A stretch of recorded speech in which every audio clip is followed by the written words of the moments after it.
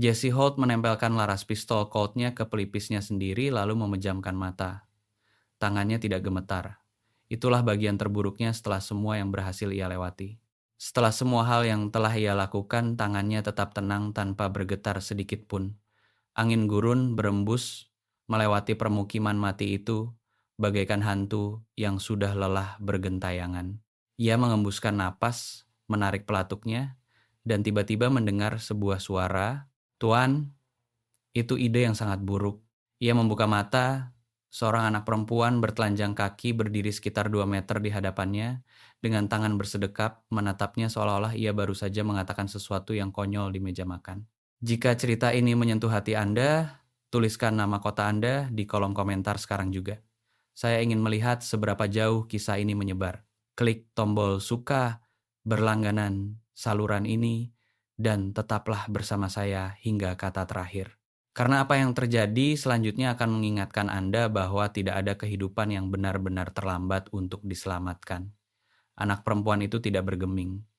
Itulah hal pertama yang disadari Jesse. Ia mengira akan ada jeritan, tangisan, atau seorang anak yang lari ketakutan kembali ke tempat asalnya. Sebaliknya, ia hanya berdiri di sana tanpa alas kaki di atas debu tanah kering, menatapnya dengan mata yang telah melihat terlalu banyak hal untuk anak seukurannya. Jesse menurunkan senjatanya perlahan.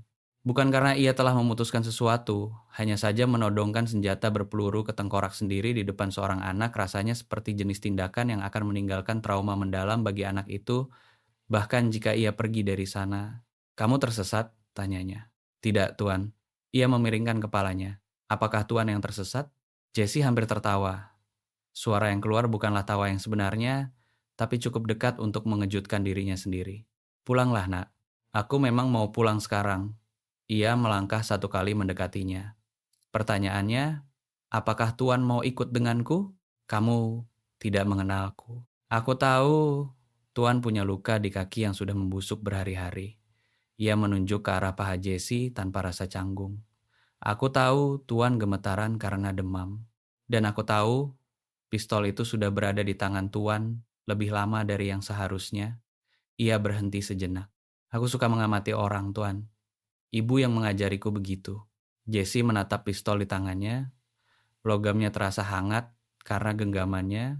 Ia telah duduk di tanah selama 3 jam, memantapkan diri untuk melakukan sesuatu yang ia yakini tidak bisa dihindari, masuk akal, dan merupakan akhir yang logis bagi kehidupan yang sudah kehabisan alasan untuk dilanjutkan. "Siapa namamu?" tanyanya, karena ia tidak tahu harus berbicara apa lagi. "Ada Calloway." Ia mengulurkan tangannya yang kecil dengan raut wajah serius. "Siapa nama Tuan?" Jesse menatap tangan yang terulur itu sesaat. Sudah lama sekali tidak ada orang yang mengajaknya bersalaman. "Ya si Holt." "Baiklah, Tuan Holt." Ada tetap mengulurkan tangannya sampai Jesse menjabatnya. Genggamannya ternyata lebih kuat dari yang ia duga.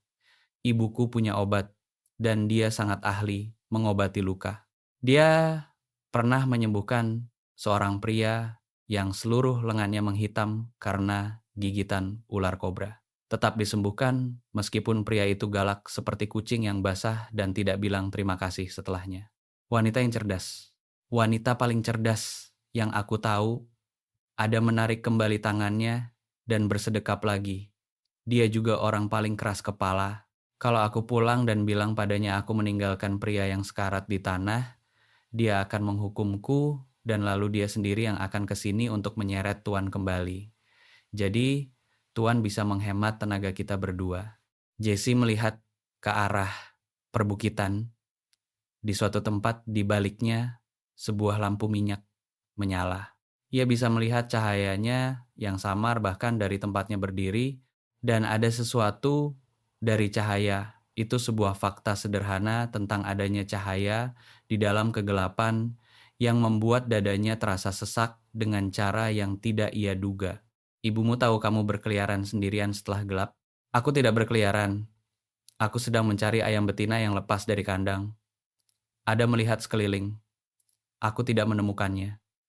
Mungkin sudah dimakan musang, tapi sebagai gantinya aku malah menemukan Tuan." Ia mengatakannya dengan begitu saja seolah-olah pertukaran itu sepadan. Ibu bilang segala sesuatu terjadi karena suatu alasan. Ibumu keliru tentang hal itu. Mungkin saja. Ada mengedikan bahu, tapi dia lebih sering benar daripada salah. Tuan ikut atau tidak, Tuan Holt? Kakiku sudah kedinginan. Jesse menatap pistolnya sekali lagi, kemudian ia memasukkannya ke dalam sarung pistol.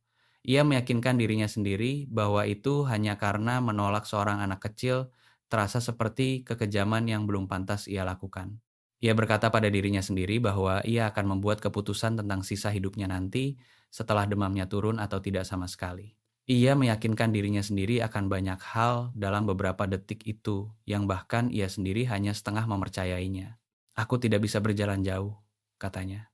Hanya di balik bukit itu. Kenyataannya, tempat itu sama sekali tidak berada tepat di balik bukit.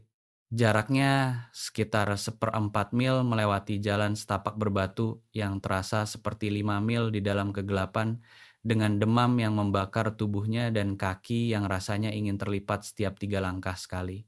Ada menyelinap di bawah lengannya tanpa diminta dan tenaganya ternyata lebih kuat dari penampilannya.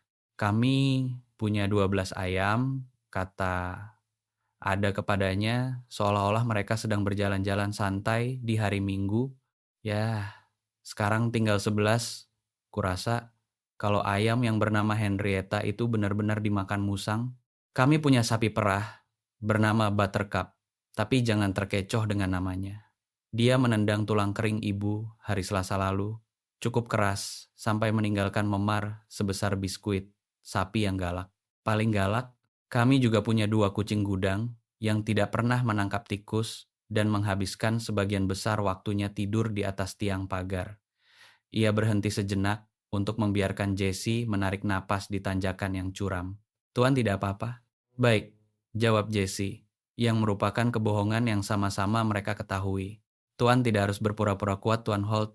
Tidak ada yang melihat. Kata-kata itu terdengar asing di telinganya. Jesse telah menghabiskan 15 tahun untuk menjadi orang yang kuat karena selalu ada orang yang melihat komandan, musuh, warga sipil yang perlu mempercayai bahwa pria dengan senapan tahu apa yang sedang dilakukannya. Gagasan tentang tidak ada yang melihat terasa tidak biasa, bahkan terasa lebih buruk. Ceritakan tentang ibumu, katanya agar dirinya tetap terus berjalan.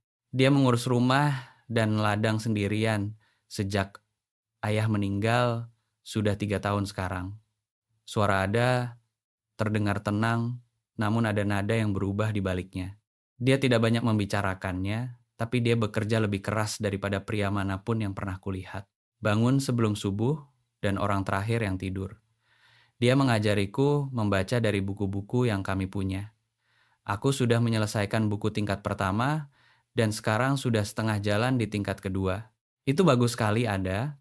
Ibu bilang dunia berubah dengan cepat. Katanya aku harus siap menghadapinya. Anak perempuan itu terdiam sejenak. Dia mengkhawatirkanku, mengkhawatirkan kami tentang musim paceklik yang akan datang. Dia tidak mengatakannya, tapi aku tahu.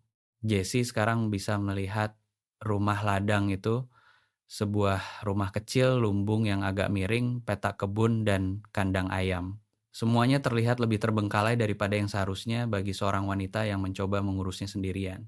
Namun semuanya tampak hidup dengan cara yang menunjukkan bahwa seseorang telah berjuang keras untuk mempertahankannya tetap seperti itu.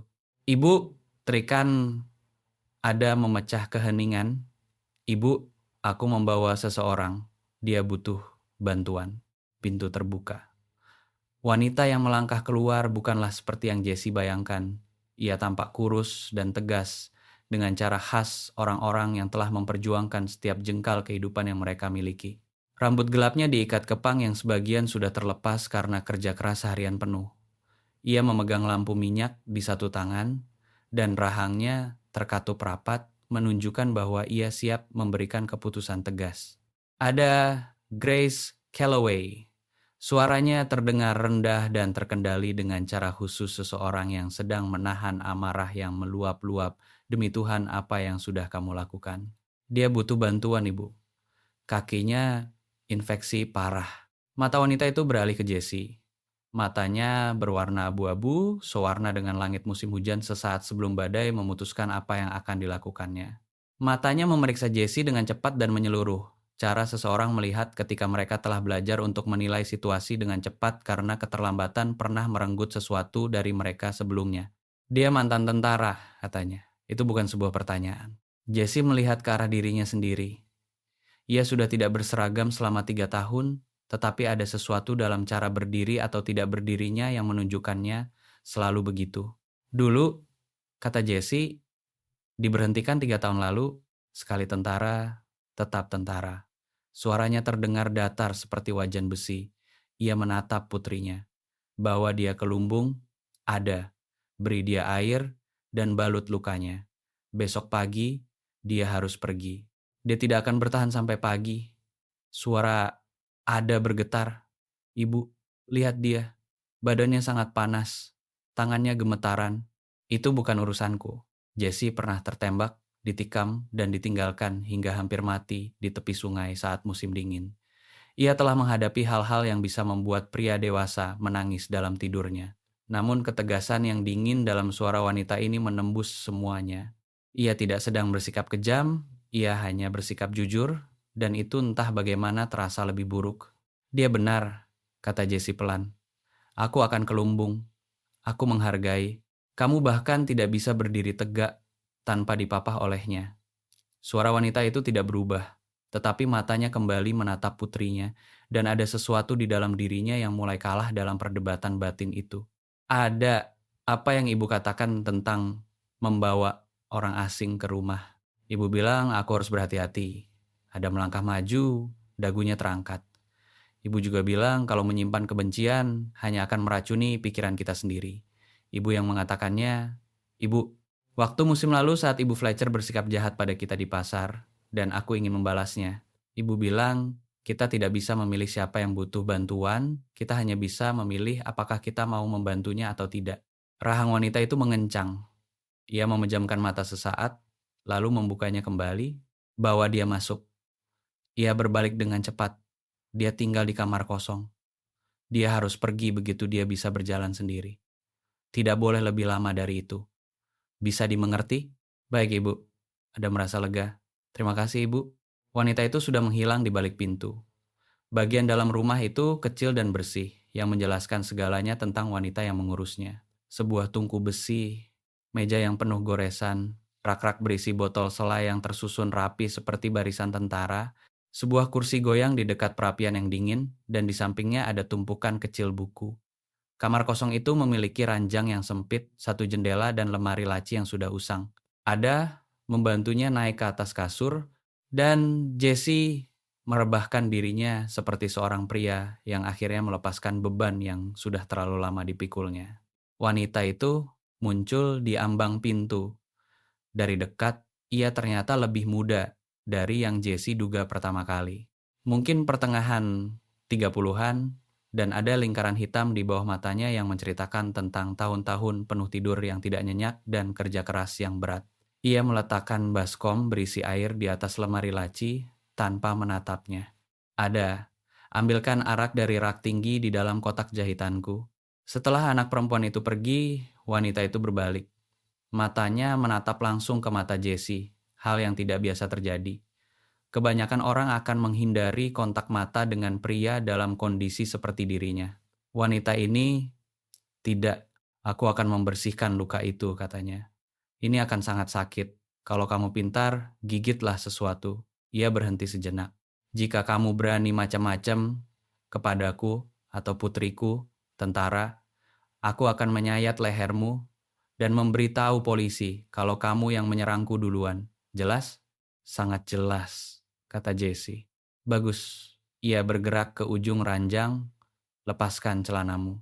Ia bekerja tanpa mengajak bicara, hal yang Jesse hargai. Tangannya bergerak cepat dan pasti. Tangan seseorang yang sudah pernah melakukan ini sebelumnya dan tidak membuang waktu untuk belas kasihan yang tidak perlu. Ketika ia menuangkan arak langsung ke luka itu, tubuh Jesse tersentak dari ranjang dan ia menggigit bagian dalam pipinya dengan keras. Rasa sakit yang luar biasa membakar sekujur tubuhnya dalam gelombang demi gelombang. Jangan bergerak, katanya. Jesse pun bertahan diam. Ada berdiri di ambang pintu sambil memegang lampu minyak. Wajahnya pucat, tetapi rahangnya terkatup dalam ketegasan yang sama persis dengan ibunya. Kemiripan mereka sangat mencolok, tekad yang sama, penolakan yang sama untuk berpaling dari hal-hal yang sulit. Wanita itu menjahit lukanya hingga tertutup dengan keahlian seseorang yang mempelajari keterampilan itu karena keadaan yang mendesak, bukan karena pelatihan resmi. Ketika ia mengikat simpul terakhir dan duduk bersandar, pandangan Jessie sempat memudar menjadi abu-abu di tepinya akibat perpaduan rasa sakit dan demam. Hanya itu yang bisa kulakukan, katanya. Sisanya tergantung pada dirinya sendiri dan sisa keberuntungan yang ia miliki. Dia kuat, Ibu. Ada mendekat. He akan bertahan. Ekspresi wanita itu berubah ketika menatap putrinya. Hanya sedikit, seperti jendela yang terbuka setitik. Tidurlah. Ada. Ini sudah malam, dan pekerjaan besok pagi tidak akan menunggu. Boleh aku mengucapkan selamat tidur? Ada jeda sejenak, lalu sebuah anggukan tegas dan enggan diberikan. Wanita itu pergi tanpa menatap Jessie lagi. Ada mendekat ke sisi ranjang dan menggenggam tangan Jessie dengan kedua tangannya, cara seorang anak memegang sesuatu yang menurut mereka sangat penting. Tuan akan baik-baik saja, katanya, dengan keyakinan mutlak seseorang yang belum belajar untuk meragukan insting mereka sendiri. Kamu tidak bisa tahu pasti tentang itu. Aku tahu, Tuan, menjawab iya. Ia meremas tangan Jessie. Waktu aku bertanya apa Tuan mau bertemu ibu, Tuan bisa saja menjawab tidak, tapi Tuan tidak melakukannya. Itu artinya Tuan belum benar-benar siap untuk menyerah. Tuan hanya lelah, kesakitan, dan kesepian. Ia menatapnya dengan mantap. Ada perbedaan di antara hal-hal itu, Tuan Holt. Jessie menatapnya. Seorang anak berusia 8 tahun, bertelanjang kaki, memegang tangan seorang pria yang sakit demam parah di tengah malam, menceritakan kebenaran tentang dirinya tanpa keraguan sedikit pun, seolah sedang menyampaikan perakiraan cuaca. Tidurlah. Ada, katanya dengan suara parau. Tuhan juga. Ia melepaskan tangan Jessie dan melangkah mundur. Besok akan lebih baik, dan mungkin ibu akan tersenyum. Dia jarang melakukannya, tapi saat dia tersenyum, ia berhenti sejenak, mencari kata yang tepat, rasanya seperti hari hangat pertama setelah musim hujan yang sangat panjang. Tuan akan melihatnya nanti. Ia menyelinap keluar dan menutup pintu hampir rapat. Melalui dinding yang tipis, Jessie bisa mendengar gumaman suara yang rendah, suara ibu dan putrinya. Ia tidak bisa mendengar kata-katanya dengan jelas, tetapi nadanya cukup bisa dipahami. Mara Calloway sedang tidak senang, dan ada mempertahankan argumennya dengan kekerasan kepala yang tenang. Setelah beberapa saat, suara-suara itu mereda. Jessie berbaring di ranjang sempit itu dan membiarkan demam membawa kesadarannya pergi. Ia mengira mimpi buruk akan menghampirinya. Selalu begitu wajah-wajah, suara-suara, cara khusus suara tembakan senapan terdengar berbeda ketika orang di ujung larasnya adalah seseorang yang mempercayaimu. Namun demamnya membakar cukup panas untuk mengusir mimpi-mimpi itu, dan yang ia dapatkan sebagai gantinya adalah kekosongan yang gelap, berat, dan tenang. Ia terbangun 2 kali malam itu. Pertama kali, wanita itu berada di samping ranjang, sedang mengganti perbangganya di dalam kegelapan. Gerakannya begitu sunyi dan terbiasa. Ia mungkin mengira hanya membayangkannya, jika bukan karena aroma sabun dan asap kayu yang tertinggal setelah wanita itu pergi. Kedua kalinya ia terbangun dalam keheningan dan berbaring mendengarkan suara rumah di sekelilingnya, derit kayu yang memuai, suara angin yang melewati atap rumah, dan lenguhan samar sapi perah di lumbung. Ia berada di dalam rumah sekarang. Ia memiliki tempat tidur. Seseorang telah menjahit lukanya dan mengganti perbangganya dalam kegelapan tanpa diminta untuk melakukannya lagi. Ia pun memejamkan mata. Pada hari keempat, demamnya turun. Jessie terbangun oleh cahaya pagi dan pikirannya terasa jernih untuk pertama kalinya sejak waktu yang lama yang bisa ia ingat dengan jelas. Tubuhnya terasa lemah, tetapi pikirannya terang. Ia berbaring diam sesaat memeriksa kondisinya. Rasa sakit di kakinya masih ada, tetapi terasa bersih. Rasa panas akibat infeksi telah hilang, digantikan oleh rasa linu yang wajar dari daging yang sedang menyembuh. Ia menegakkan tubuhnya bersandar pada sandaran ranjang tepat saat pintu terbuka. Wanita itu Ruth, nama yang ia tangkap dari cara ada memanggil ibunya berhenti di ambang pintu sambil membawa nampan. Rasa terkejut di wajahnya bertahan kurang dari sedetik sebelum raut wajah waspada yang biasanya kembali terlihat. Kamu harusnya tetap berbaring. Aku sudah berbaring selama 4 hari. Kamu hampir mati 4 hari yang lalu. Ia meletakkan nampan di atas lemari laci. Sup dan roti. Kamu perlu makan sebelum mencoba melakukan hal lain. Ia membantunya duduk dengan benar, merapikan bantal tipis di belakangnya dengan tangan yang cekatan. Gerakan itu membawa mereka dekat sesaat, dan Jessie mencium aroma tanaman dan sesuatu yang lebih tajam, seperti amarah yang ditahan rapat. Ia segera menarik diri dan memberi jarak di antara mereka. "Bagaimana kakimu?" tanyanya sambil membuka perban dengan kecepatan yang terlatih. Seperti habis dijadikan sasaran latihan tembak, tapi lebih baik dari sebelumnya. Ia memeriksa luka itu tanpa komentar, ekspresinya netral, kecuali sedikit anggukan kepuasan yang ia berikan pada dirinya sendiri saat melihat perkembangannya. Ia membalutnya kembali dengan perban, baru lalu berdiri tegak. "Akan menyisakan bekas luka," katanya, "tapi kakimu selamat. Aku punya banyak bekas luka, satu lagi tidak akan membawa banyak perbedaan." Wanita itu kemudian menatapnya, benar-benar menatapnya dengan cara yang sama seperti malam pertama ketika ia sedang memutuskan apakah akan meninggalkannya di tanah atau tidak. Apapun yang dicarinya, ia tampaknya menemukan jawaban yang cukup untuk menanyakan pertanyaan yang selama ini dipendamnya. "Apa yang terjadi padamu?" "Dan maksudku bukan luka itu." Ia bersedekap. "Maksudku sebelum ini. Apa yang menghancurkanmu cukup parah sampai putriku menemukanmu dalam keadaan siap mati." Jessie melihat ke arah jendela. Di luar, ia bisa mendengar ada di dekat lumbung sedang bernyanyi untuk dirinya sendiri dengan lepas tanpa beban khas seorang anak yang tidak tahu ada orang lain yang bisa mendengarnya. "Aku menjadi tentara selama 15 tahun, katanya perlahan, melakukan apa yang mereka perintahkan, mengikuti instruksi, menyebutnya sebagai tugas." Ia berhenti sejenak. "Setelah diberhentikan, aku tidak tahu apa yang harus kulakukan dengan seorang pria yang hanya tahu cara menghancurkan sesuatu, tapi tidak tahu cara membangun apapun. Jadi kamu memutuskan untuk menyelesaikan apa yang dimulai oleh perang." Suaranya terdengar datar, kurang lebih begitu. Ruth berbalik dan Jessie melihat bahunya menegang. Ketika ia berbicara lagi, suaranya terdengar terkendali seperti seseorang yang sedang menahan sesuatu yang sangat besar agar tidak meledak keluar. "Suamiku meninggal karena pria-pria seperti kamu." Ia tidak berbalik menatapnya. Pria yang mengikuti perintah tanpa bertanya untuk apa perintah itu dibuat. Thomas sedang berdagang dengan damai, melakukan segalanya dengan benar. Lalu beberapa perwira memutuskan wilayah itu perlu diamankan dan suamiku tidak pernah pulang kembali. Tangannya mengepal di sisi tubuhnya. "Jadi kamu pasti paham kenapa aku tidak berminat untuk merasa kasihan padamu." "Aku tidak butuh simpatimu," kata Jessie pelan. "Aku tidak pantas mendapatkannya." "Memang tidak."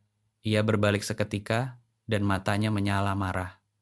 "Kamu memang tidak pantas. Jadi, kenapa aku harus membuang obat-obatanku untukmu? Kenapa aku harus memberimu makan dari persediaanku? Kenapa putriku dibiarkan untuk..." Ia berhenti, merapatkan bibirnya. "Dia sudah telanjur peduli dengan apa yang terjadi padamu. Kamu tahu kalau dia memeriksa keadaanmu 4 kali kemarin? Seorang anak yang kehilangan ayahnya karena pria-pria berseragam seperti kamu sekarang sudah terikat dengan pria yang dia seret dari tanah." Suaranya bergetar.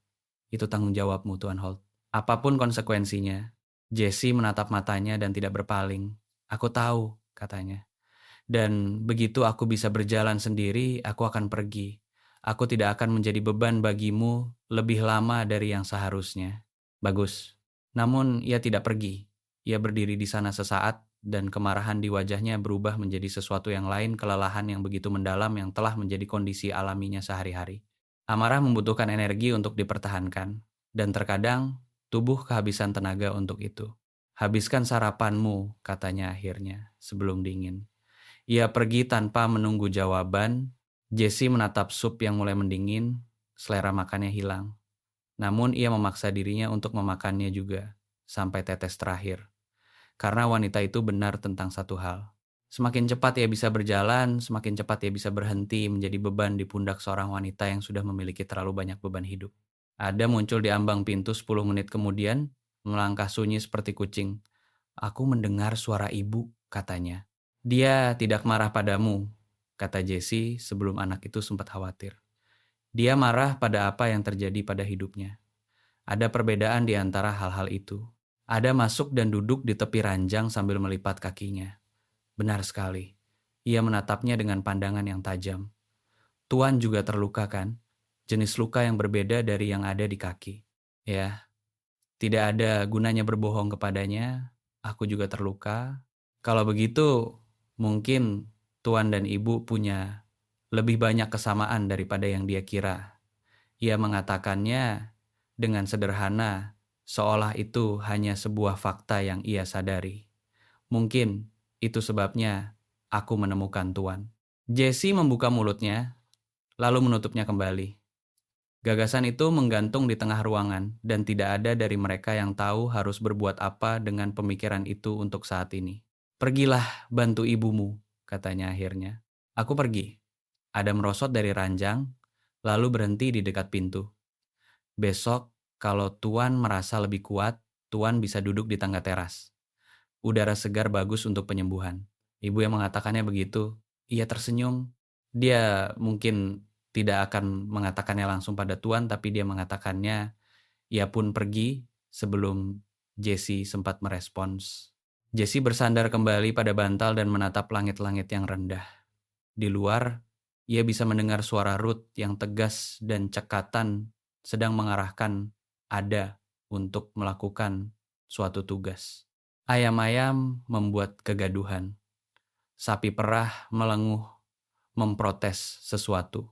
Kehidupan di sepetak tanah yang kecil dan kokoh ini terus berjalan seperti biasanya karena wanita yang mengurusi tempat ini menolak untuk membiarkannya berhenti. Ia teringat akan adiknya, Thomas, yang meninggal di usia 17 tahun dalam pertempuran nyata pertamanya. Ia memikirkan tentang 15 tahun perintah yang telah ia ikuti dan hal-hal yang tidak bisa ia tarik kembali. Ia memikirkan tentang pistol yang ia masukkan ke sarungnya di tanah sejauh 2 mil dari sini, dan fakta bahwa tangan yang memasukkannya akhirnya mulai gemetar sedikit, bukan karena demam kali ini. Ia berbaring di ranjang sempit itu sementara waktu pagi terus berjalan di sekelilingnya, dan untuk pertama kalinya dalam 3 tahun, Jessie Holt tidak berpikir tentang kematian. Sebagai gantinya, ia memikirkan tentang suara seorang anak yang bernyanyi untuk dirinya sendiri di lumbung, dan cara mata seorang wanita menatapnya ketika sedang memutuskan apakah akan menyelamatkannya, meskipun memiliki setiap alasan untuk tidak melakukannya. Ia memikirkan tentang kata iya, apa yang telah dikorbankannya untuk itu, dan apa yang mungkin akan dihasilkannya nanti.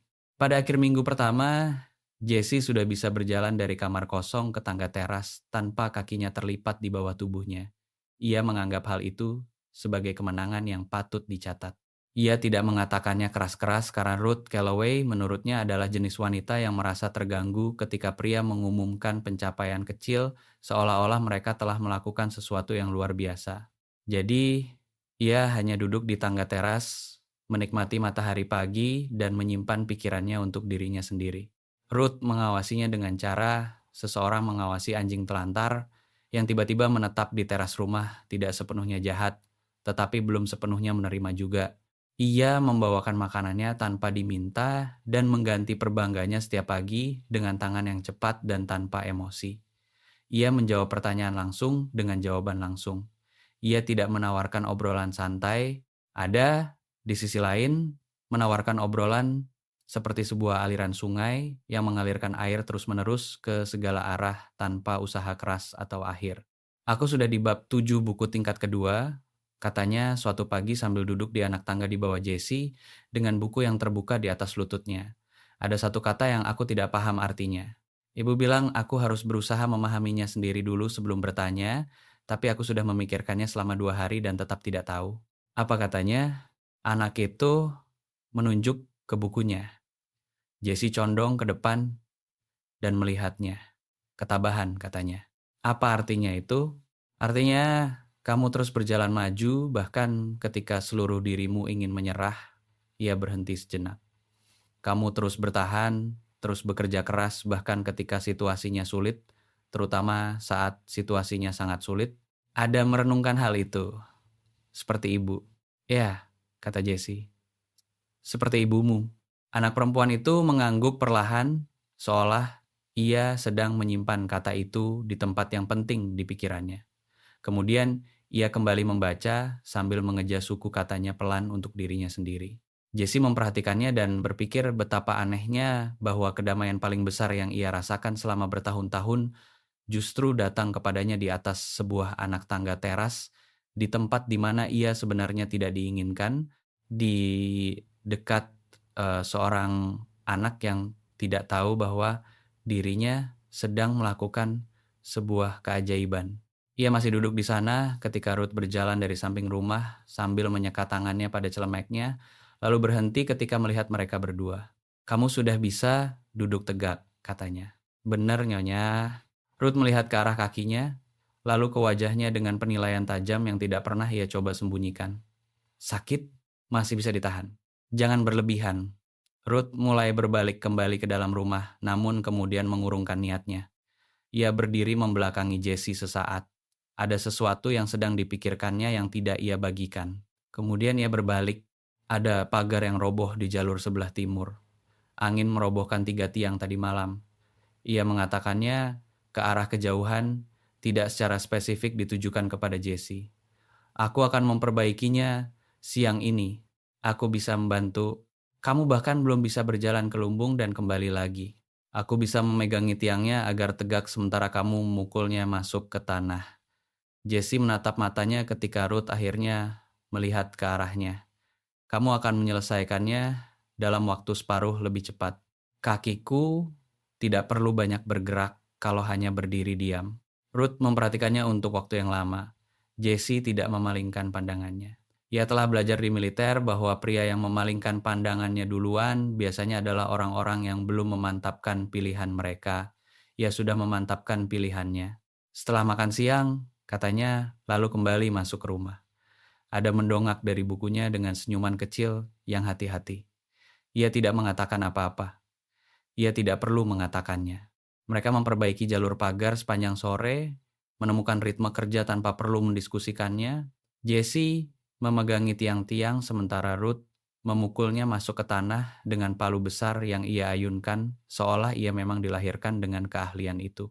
Ada mengambilkan peralatan serta air, dan bercerita tentang keluarga tetangga yang pernah ia temui sekali di pasar perdagangan 3 musim panas lalu, dan apakah mereka akan melewati jalur ini lagi musim ini, dan apakah keluarga itu punya anak perempuan seumurannya, dan bagaimana rasanya memiliki seorang teman yang cukup dekat untuk dikunjungi.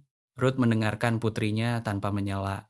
Sesekali sudut mulutnya akan melembut, tidak sepenuhnya membentuk senyuman, melainkan bayangan dari sebuah senyuman seolah gagasan untuk tersenyum baru saja melintas di dekatnya. "Dia banyak bicara," kata Jessie pelan saat ada sedang berlari kembali ke lumbung untuk mengambil peralatan lain. "Dia sudah berbicara pada dirinya sendiri dan pada sapi selama 3 tahun," kata Ruth sambil menghantamkan palu besarnya ke bawah dengan ketepatan yang bersih. "Dia sedang mengganti waktu yang hilang." Kata-kata itu terdengar sunyi, namun terasa berat. Jessie memegangi tiang berikutnya dan tidak merespons, karena tidak ada hal yang bisa dikatakan untuk menanggapi itu yang tidak akan terdengar hampa. Pada saat mereka selesai memperbaiki pagar sepanjang 20 kaki, matahari mulai meredup dan kaki Jessie yang tadinya hanya terasa linu mulai menunjukkan rasa sakit yang lebih hebat. Ia tidak mengeluhkannya. Ruth tetap menyadarinya. Jessie bisa tahu dari cara wanita itu melirik posisi berdirinya, tetapi wanita itu juga tidak membahasnya. Dan Jessie menghormatinya karena sikap itu. "Ini akan bertahan melewati badai berikutnya," katanya sambil memeriksa jalur pagar yang sudah diperbaiki. "Kita bisa menyelesaikan sisa bagian selatan besok kalau cuacanya bagus." Ia berbalik dan menatap Jessie. "Kita?" ulangnya. Jessie menunggu kelanjutannya. "Baiklah," kata Ruth. "Besok." Ia mengambil palu besarnya dan berjalan menuju lumbung. Kemudian ia berhenti tanpa berbalik. "Kamu tahu cara bekerja keras. Aku akui hal itu." Itu bukanlah ungkapan yang hangat, tetapi juga tidak dingin. Jessie menganggap itu sebagai sebuah perkembangan yang belum pantas ia harapkan. Malam itu, saat makan malam, ada duduk di antara mereka di meja makan dan menceritakan tentang semua hal yang ia lihat, pikirkan, dan herankan hari itu yang jumlahnya cukup banyak. Ruth makan dengan tenang sambil mendengarkan. Jesse juga makan dengan tenang sambil mendengarkan.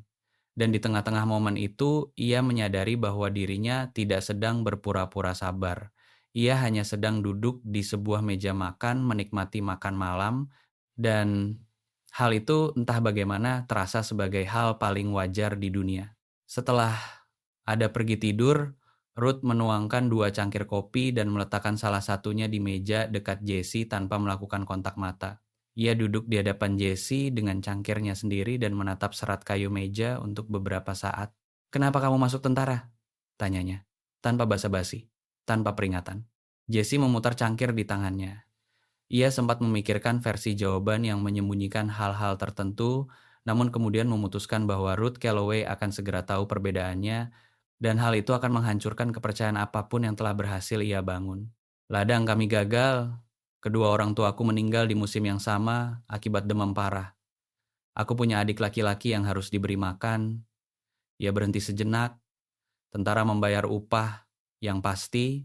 Rasanya seperti satu-satunya pilihan yang bisa dilihat oleh anak berusia 17 tahun tanpa tanah dan tanpa keterampilan apapun. Mata Ruth tetap tertuju pada meja. "Dan adikmu meninggal di pertempuran nyata pertamanya."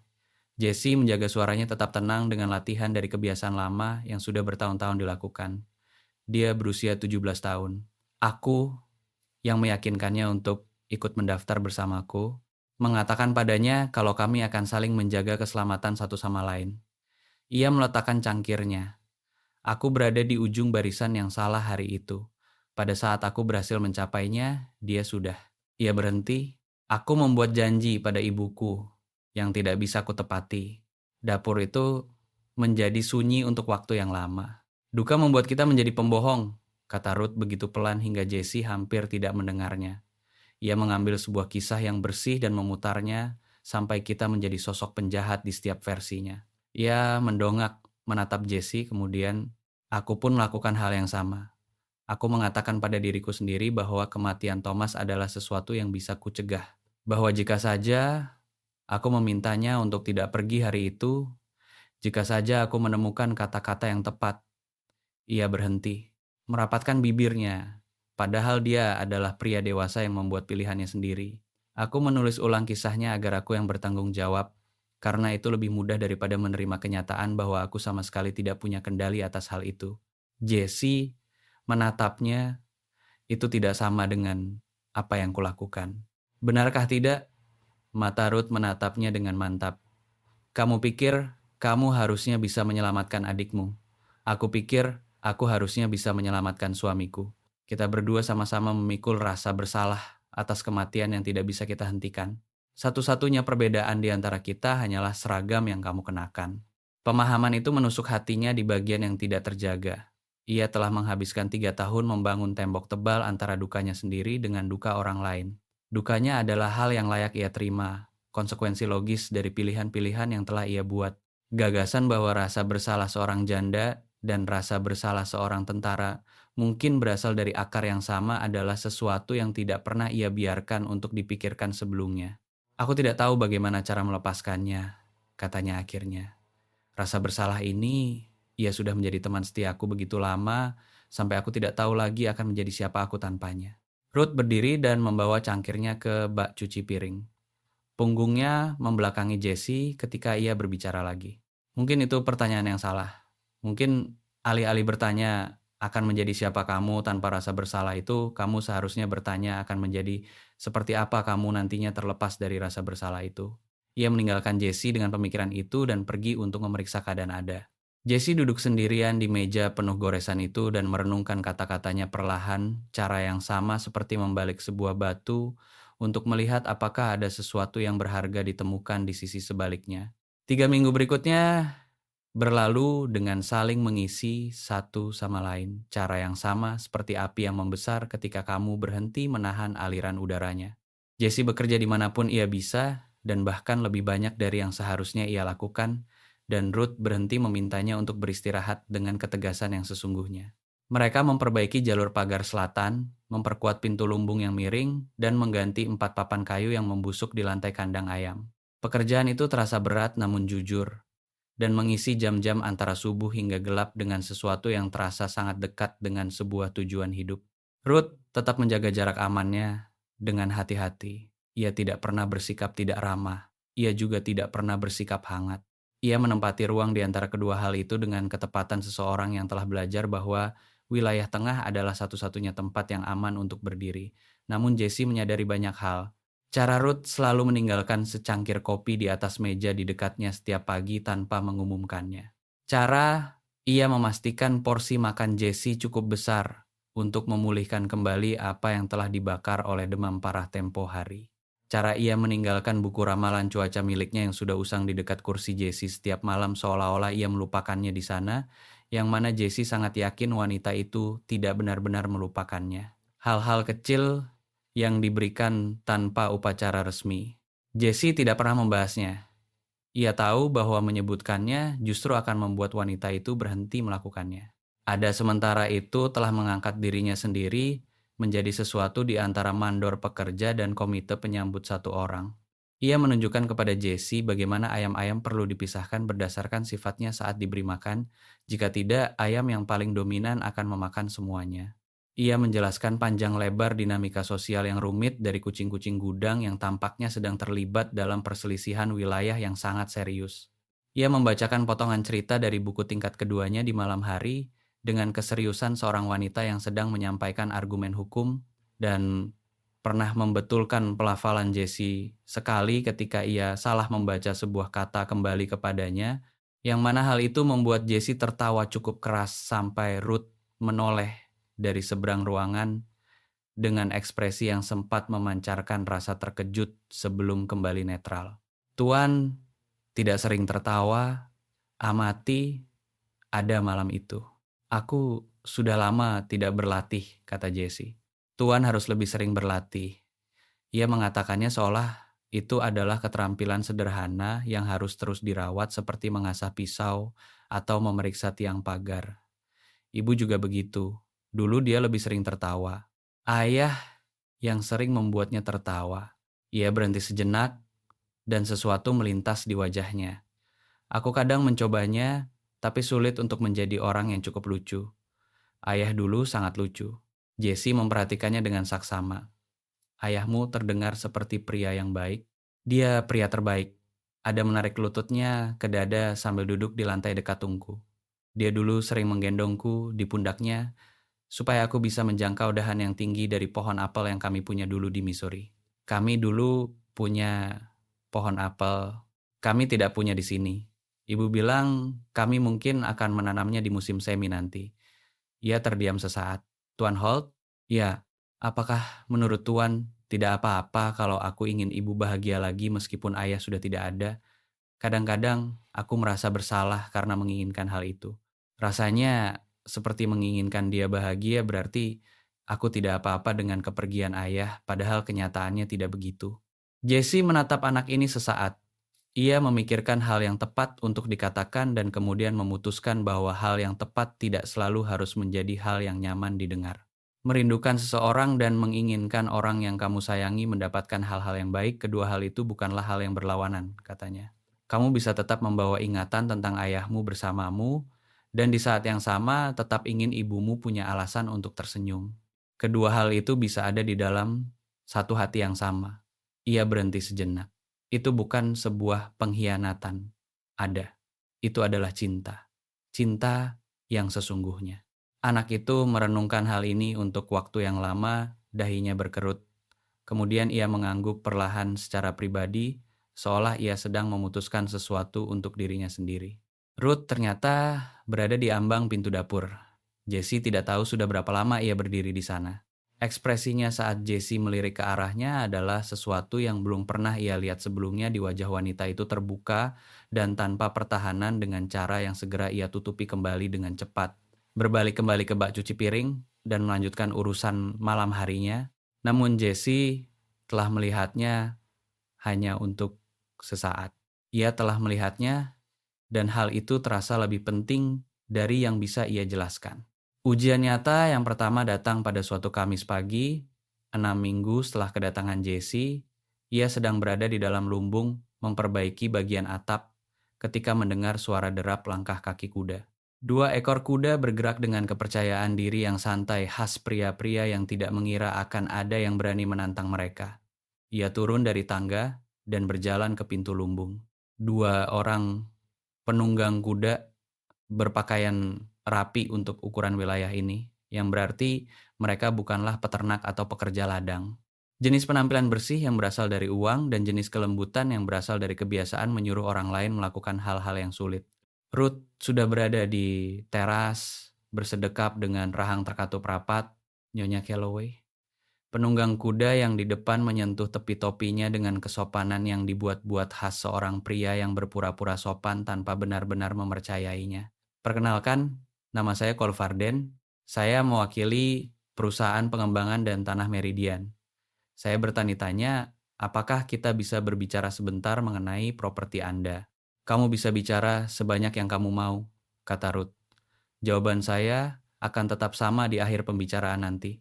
Varden tersenyum. Jenis senyuman yang tidak pernah perlu memperjuangkan apapun untuk mendapatkannya. Saya mengerti Anda mengalami beberapa kesulitan dalam mengurus rumah ladang ini sendirian sejak kepergian suami Anda. Perusahaan saya bersedia menawarkan harga pasar yang adil, ditambah 20% uang tunai langsung. Cukup untuk pindah ke tempat yang lebih nyaman, memberikan putri Anda sekolah yang layak. Putriku mendapatkan sekolah yang layak tepat di sini. Suara Ruth tidak bergetar sedikit pun, dan tanah ini tidak dijual. Nyonya Calloway baru saja bilang kalau tempat ini tidak dijual. Jesse melangkah keluar dari lumbung dan berjalan melintasi halaman dengan langkah mantap meskipun ada rasa sakit yang menarik di kakinya. Ia berhenti di samping tangga teras, tidak di depan Ruth. Wanita itu tidak butuh seseorang berdiri di depannya, melainkan di sampingnya. Cukup dekat untuk menegaskan sebuah posisi. Saya rasa wanita ini sudah bicara dengan jelas. Senyuman Varden menipis. Ia memeriksa penampilan Jesse dengan perhitungan seorang pria yang sedang memutuskan untuk memasukkannya ke dalam kategori mana. Dan, kamu siapa? Jesse Holt. Aku bekerja di tanah ini. Begitu rupanya, pandangan Varden beralih di antara mereka berdua. Tuan Holt, tentulah kamu bisa melihat keuntungan dari menerima tawaran yang murah hati ini. Lembah ini terisolasi, pekerjaannya terlalu berat untuk seorang wanita tunggal. Majikan saya menawarkan Nyonya Calloway kesempatan untuk mendapatkan sesuatu yang lebih baik.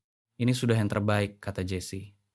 Dia yang membangunnya, dia yang memperjuangkannya, dan dia tidak akan menjualnya. Varden melepaskan senyumannya sama sekali.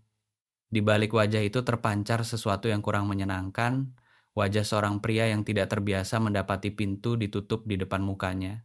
Setiap orang punya harga, Tuan Holt. Ini hanya masalah angka yang tepat saja. Kalau begitu, kamu akan membuang-buang waktu dalam jumlah yang cukup banyak, kata Ruth. Saya sarankan kamu berkuda kembali, lewat jalan tempatmu datang dan beritahu majukanmu untuk mencari di tempat lain. Varden mempertahankan posisinya untuk beberapa saat lagi, cara yang biasa dilakukan pria ketika mereka ingin kamu tahu bahwa mereka memilih untuk pergi alih-alih diusir paksa. Kemudian ia menarik kudanya berbalik dan kedua penunggang itu kembali menyusuri jalan setapak tanpa sepatah kata pun.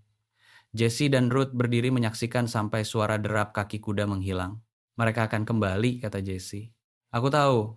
Suara Ruth terdengar mantap, tetapi Jesse bisa melihat ketegangan pada tangannya. Pria seperti itu tidak akan langsung menerima kata tidak untuk pertama kalinya. Kalau begitu, kita pastikan kedatangan kedua mereka akan memakan biaya lebih besar dari yang ingin mereka keluarkan. Ia berbalik untuk menatapnya langsung. Tanah ini milikmu, Ruth. Aku akan berdiri bersamamu untuk mempertahankannya, apapun risikonya. Wanita itu menatapnya sesaat dan sesuatu berubah di wajahnya. Bukan ekspresi terbuka tanpa pertahanan yang ia tangkap malam sebelumnya, melainkan sesuatu yang terukur dan penuh pertimbangan. Sebuah pilihan sedang dibuat. Kenapa? Tanyanya. Kamu tidak berutang apapun padaku. Kamu bisa saja pergi dari sini sekarang juga dan tidak akan ada orang yang bisa menyalahkanmu kalau kamu melakukannya. Jesse melihat ke sekeliling rumah ladang itu, kebun yang menumbuhkan tanaman karena seseorang telah menolak untuk membiarkannya gagal. Lumbung yang tetap berdiri tegak karena mereka telah bekerja sama untuk memperkuatnya. Teras rumah tempat Adam membaca buku-bukunya di bawah cahaya sore dan mengeja kata-kata yang sulit tanpa menyerah. Karena tempat ini penting, katanya. Tempat ini, apa yang sudah kamu bangun di sini ini penting. Ia berhenti sejenak. And aku sudah menghabiskan 3 tahun melakukan hal-hal yang sama sekali tidak penting. Ruth menatap matanya untuk beberapa saat lebih lama dari yang seharusnya diperlukan. Kemudian ia berbalik ke arah rumah. Ayo makan siang, katanya. Ada pagar yang harus kita selesaikan siang ini. Jesse mengikutinya menaiki tangga teras, dan ada yang telah menyaksikan seluruh percakapan itu dari ambang pintu dengan tangan bersedekap dan dagu terangkat meniru persis gaya ibunya, bergerak ke samping untuk membiarkan mereka berdua lewat.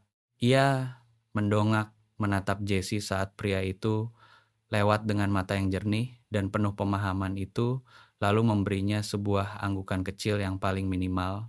Seolah-olah sesuatu yang selama ini ia tunggu-tunggu akhirnya tiba tepat sesuai jadwal. Varden datang kembali 11 hari kemudian dengan penawaran angka yang lebih tinggi dan senyuman yang lebih tipis. Ruth mengusirnya tepat di depan pagar luar tanpa membiarkannya mencapai teras rumah. Ia datang untuk ketiga kalinya bersama seorang pengacara dari ibu kota wilayah yang setelan pakaiannya memakan biaya lebih besar dari penghasilan kebanyakan pria dalam setahun, dan Ruth mengusirnya juga. Kali ini dengan sebuah surat yang ditulisnya sendiri yang menjabarkan rincian hukum dari klaim kepemilikan tanahnya dalam bahasa yang begitu tepat hingga sang pengacara sebenarnya membacanya sampai 2 kali sebelum melipatnya ke dalam saku, ke mejanya, dan memberitahu Varden bahwa mereka mungkin perlu mempertimbangkan kembali pendekatan mereka. Jesse menyaksikan semuanya dari jarak yang cukup dekat untuk menunjukkan kehadiran, namun cukup jauh untuk membiarkan Ruth yang memimpin wanita itu tidak butuh seseorang untuk berbicara mewakili dirinya.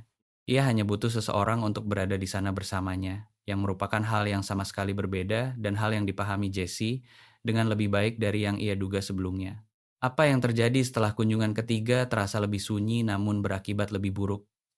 Kawat pagar di padang rumput selatan dipotong bersih pada suatu malam. Bukan roboh, bukan rusak karena badai, melainkan sengaja dipotong. Jesse menemukannya di pagi hari dan berdiri menatap kawat dengan pinggiran yang terpotong rapi itu untuk waktu yang lama tanpa mengatakan apa-apa. Kemudian ia pergi menemui Ruth di kebun, jalur pagar selatan, katanya. Ruth menegakkan tubuhnya perlahan, membaca raut wajah Jesse. Dipotong? Benar, Nyonya. Rahangnya mengencang. Berapa banyak tiang? Cukup banyak untuk membiarkan hewan ternak lolos. Kalau kita punya banyak sapi, kita pasti sudah kehilangan mereka. Ia melepaskan sarung tangan kebunnya dan meremasnya di tangan. Dan Jesse bisa melihat wanita itu sedang memikirkan situasinya. Kemarahan, perhitungan, dan keputusan tentang apa yang harus dilakukan dengan kedua hal itu. Mereka sedang menguji kita, katanya. Melihat seberapa banyak tekanan yang dibutuhkan sampai membuat kita menyerah. Itu juga dugaanku. Kalau begitu kita tidak akan menyerah. Ia menatap Jesse langsung. Kita perbaiki pagarnya dan kita tidak akan menyerah. Mereka pun memperbaikinya. Seminggu kemudian, seseorang mencemari air sungai di bagian hulu dari tempat mereka biasa mengambil pasokan air. Jesse menangkap baunya sebelum ada sempat meminum air itu sedikit pun, dan menghabiskan 2 hari menggali saluran alternatif, sementara Ruth mengurus kebutuhan rumah tangga menggunakan simpanan air bersih dan apa yang bisa ditampung oleh tong air hujan. Ia tidak mengeluh. Ia tidak panik. Ia menyelesaikan masalah itu seperti cara ia menyelesaikan setiap masalah, dengan kompetensi yang terfokus, penuh kemarahan, dan tanpa membuang satu napas pun untuk hal-hal yang tidak bisa ia ubah. Namun Jesse melihatnya duduk di meja makan larut malam setelah ada tertidur, dengan kedua tangannya diletakkan mendatar di atas kayu meja dan matanya menatap kosong ke kejauhan, dan ia paham bahwa harga dari ketenangan sikap itu sedang dibayar di suatu tempat yang tidak bisa ia lihat. Ia duduk di hadapan Ruth tanpa diundang. Ini mulai menguras tenagamu, katanya. Aku tidak apa-apa. Aku tidak bertanya apa kamu tidak apa-apa. Aku bilang, ini mulai menguras tenagamu. Ia menjaga suaranya tetap tenang tanpa ada nada menuduh di dalamnya. Itu bukan sebuah kelemahan, Ruth. Itu hanya sebuah kenyataan. Wanita itu terdiam sesaat. Kemudian ia berkata, "Aku terus memikirkan apa yang terjadi kalau hal seperti ini terus berlanjut sepanjang musim paceklik nanti. Kalau mereka terus merusak pagar, lalu air, berikutnya pasti akan ada hal lain lagi. Dan ada yang harus kupikirkan. Aku punya, ia berhenti. Aku tidak boleh membiarkan diriku runtuh. Aku tidak punya kemewahan untuk melakukan itu. Kamu tidak harus runtuh hanya untuk mengakui bahwa sesuatu itu terasa berat." Ruth menatapnya. "Kamu terdengar seperti orang yang sudah sangat terlatih dalam hal ini. Dalam berpura-pura semuanya baik-baik saja padahal kenyataannya tidak." Ya, Jesse menatap matanya. 15 tahun latihan. Dan itu sama sekali tidak membantu. Itu hanya membuatmu menjadi lebih ahli dalam membohongi dirimu sendiri. Ruth kembali melihat ke arah meja. Kedua tangannya ditekan mendatar pada kayu meja seolah-olah ia sedang memantapkan dirinya terhadap sesuatu yang sedang mencoba menggesernya. Apa yang harus kita lakukan, Jesse? Itu adalah pertama kalinya wanita itu memanggilnya dengan nama depannya. Jesse tidak yakin apakah wanita itu menyadarinya. Ia menyadarinya. "Kita terapkan jadwal jaga di malam hari," katanya. "Kita buat jadi jelas bahwa tempat ini dijaga dengan ketat. Dan kita cari cara untuk mendatangkan persediaan yang cukup untuk melewati musim paceklik supaya mereka tidak bisa membuat kita kelaparan sampai terpaksa menjual tempat ini." Ruth terdiam untuk waktu yang cukup lama. "Kita kekurangan pasokan daging," katanya akhirnya. "Aku sudah memikirkan bagaimana cara mengatakannya padamu. Persediaan daging asin kita hanya akan bertahan 3 minggu, mungkin 4 kalau kita sangat hemat. Setelah itu, ia tidak menyelesaikannya. Aku bisa berburu," kata Jesse. Ruth mendongak. "Kamu tahu medan pegunungan di sini? Tidak secara spesifik untuk tempat ini, tapi aku pernah berburu di medan yang lebih buruk dan aku adalah seorang pelacak yang lumayan terampil." Ia berhenti sejenak. "Kalau kamu mau mempercayakan sebuah senapan dan waktu 3 hari kepadaku, aku akan membawa pulang daging yang cukup untuk menghidupi kita sampai musim berikutnya tiba." Ruth memperhatikannya dengan mata abu-abunya yang khas, dan Jesse duduk diam membiarkannya memeriksa penampilannya. Ia sudah paham sekarang bahwa wanita itu bukannya tidak mempercayainya. Ia hanya sedang memutuskan seberapa banyak dari rasa amannya yang bisa ia pertaruhkan pada seorang pria yang tiba di rumah ini dalam keadaan sekarat di pelukan putrinya 2 bulan lalu. Itu adalah sebuah perhitungan yang sangat wajar. Ia tidak mencoba mendesaknya. 3 hari, katanya. "Lebih lama dari itu dan aku akan menganggapmu antara sudah mati atau kabur." Dimengerti. Dan kalau ia menahan kalimatnya, "Hold, kalau kamu membawa senapan itu dan tidak kembali bersamanya, aku akan melaporkannya sebagai barang curian dan aku serius dengan setiap kata itu." "Aku tahu kamu akan melakukannya," kata Jesse. "Itulah kenapa aku pasti akan kembali membawanya." Sesuatu bergerak dalam ekspresi wajahnya, bukan sepenuhnya sebuah senyuman, melainkan sebuah struktur dari bentuk senyuman. Cara sebuah bangunan terlihat ketika seseorang baru menggambar cetak birunya, namun belum meletakkan batu pertamanya. "Pergilah tidur," katanya. "Kamu harus berangkat sebelum fajar. Ada sudah terbangun untuk melepas keberangkatannya." Hal yang mengejutkan Jesse namun sebenarnya tidak perlu mengejutkannya.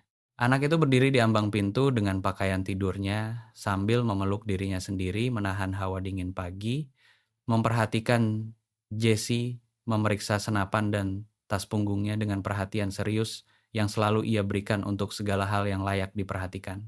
"Tuan harus kembali ya, Tuan Holt," katanya. "Aku akan kembali hari Kamis. Aku tahu Tuan pasti kembali." Anak itu melintasi halaman dengan kaki telanjangnya, yang tampaknya telah ia putuskan sebagai hal opsional terlepas dari seberapa dingin suhunya, lalu memeluk pinggang Jesse dengan kehangatan lepas khas seorang anak yang telah memutuskan bahwa seseorang itu layak untuk dipeluk erat. "Tuan sudah berjanji untuk membantuku dengan kata-kata yang sulit di bab 9. Jesse meletakkan satu tangannya di bagian belakang kepala Ada. Tenggorokannya mendadak terasa tercekat. Bab 9 akan tetap ada di sana sampai hari Kamis nanti. Harus tetap ada. Anak itu melangkah mundur, dagunya terangkat, mencoba yang terbaik untuk menenangkan sikapnya. Bawa pulang sesuatu yang besar ya.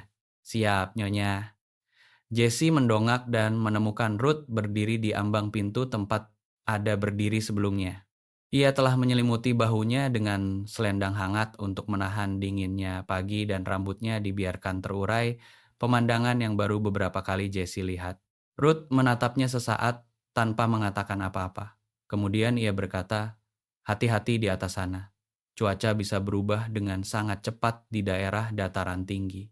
"Aku akan hati-hati. Aku serius. Aku tidak." Ia berhenti, lalu mulai lagi. "Ada akan sangat sedih kalau terjadi sesuatu padamu." Jesse menatap matanya sesaat. "Aku akan kembali hari Kamis, Ruth."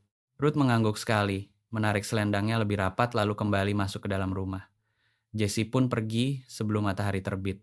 Medan pegunungan langsung menelannya sepenuhnya dalam waktu 1 jam pertama.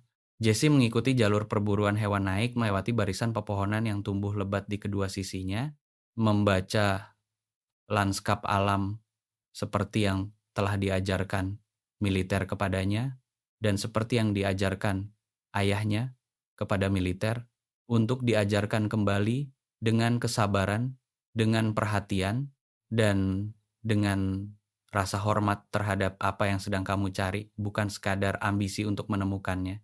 Ada jejak rusa yang masih baru di lereng bagian bawah. Jejak rusa besar yang lebih tinggi lagi di tempat di mana pepohonan mulai menipis dan padang rumput terbuka. Ia mendirikan tenda kemah pada malam pertama di dalam ceruk dari sebuah bongkahan batu yang menonjol, membuat api unggun kecil, makan secukupnya, dan berbaring menatap bintang-bintang melalui celah di atasnya. Ia memikirkan tentang Ruth yang duduk di meja makan dengan kedua tangannya ditekan mendatar. Ia memikirkan tentang ada yang sedang menghitung mundur hari di dalam kepalanya.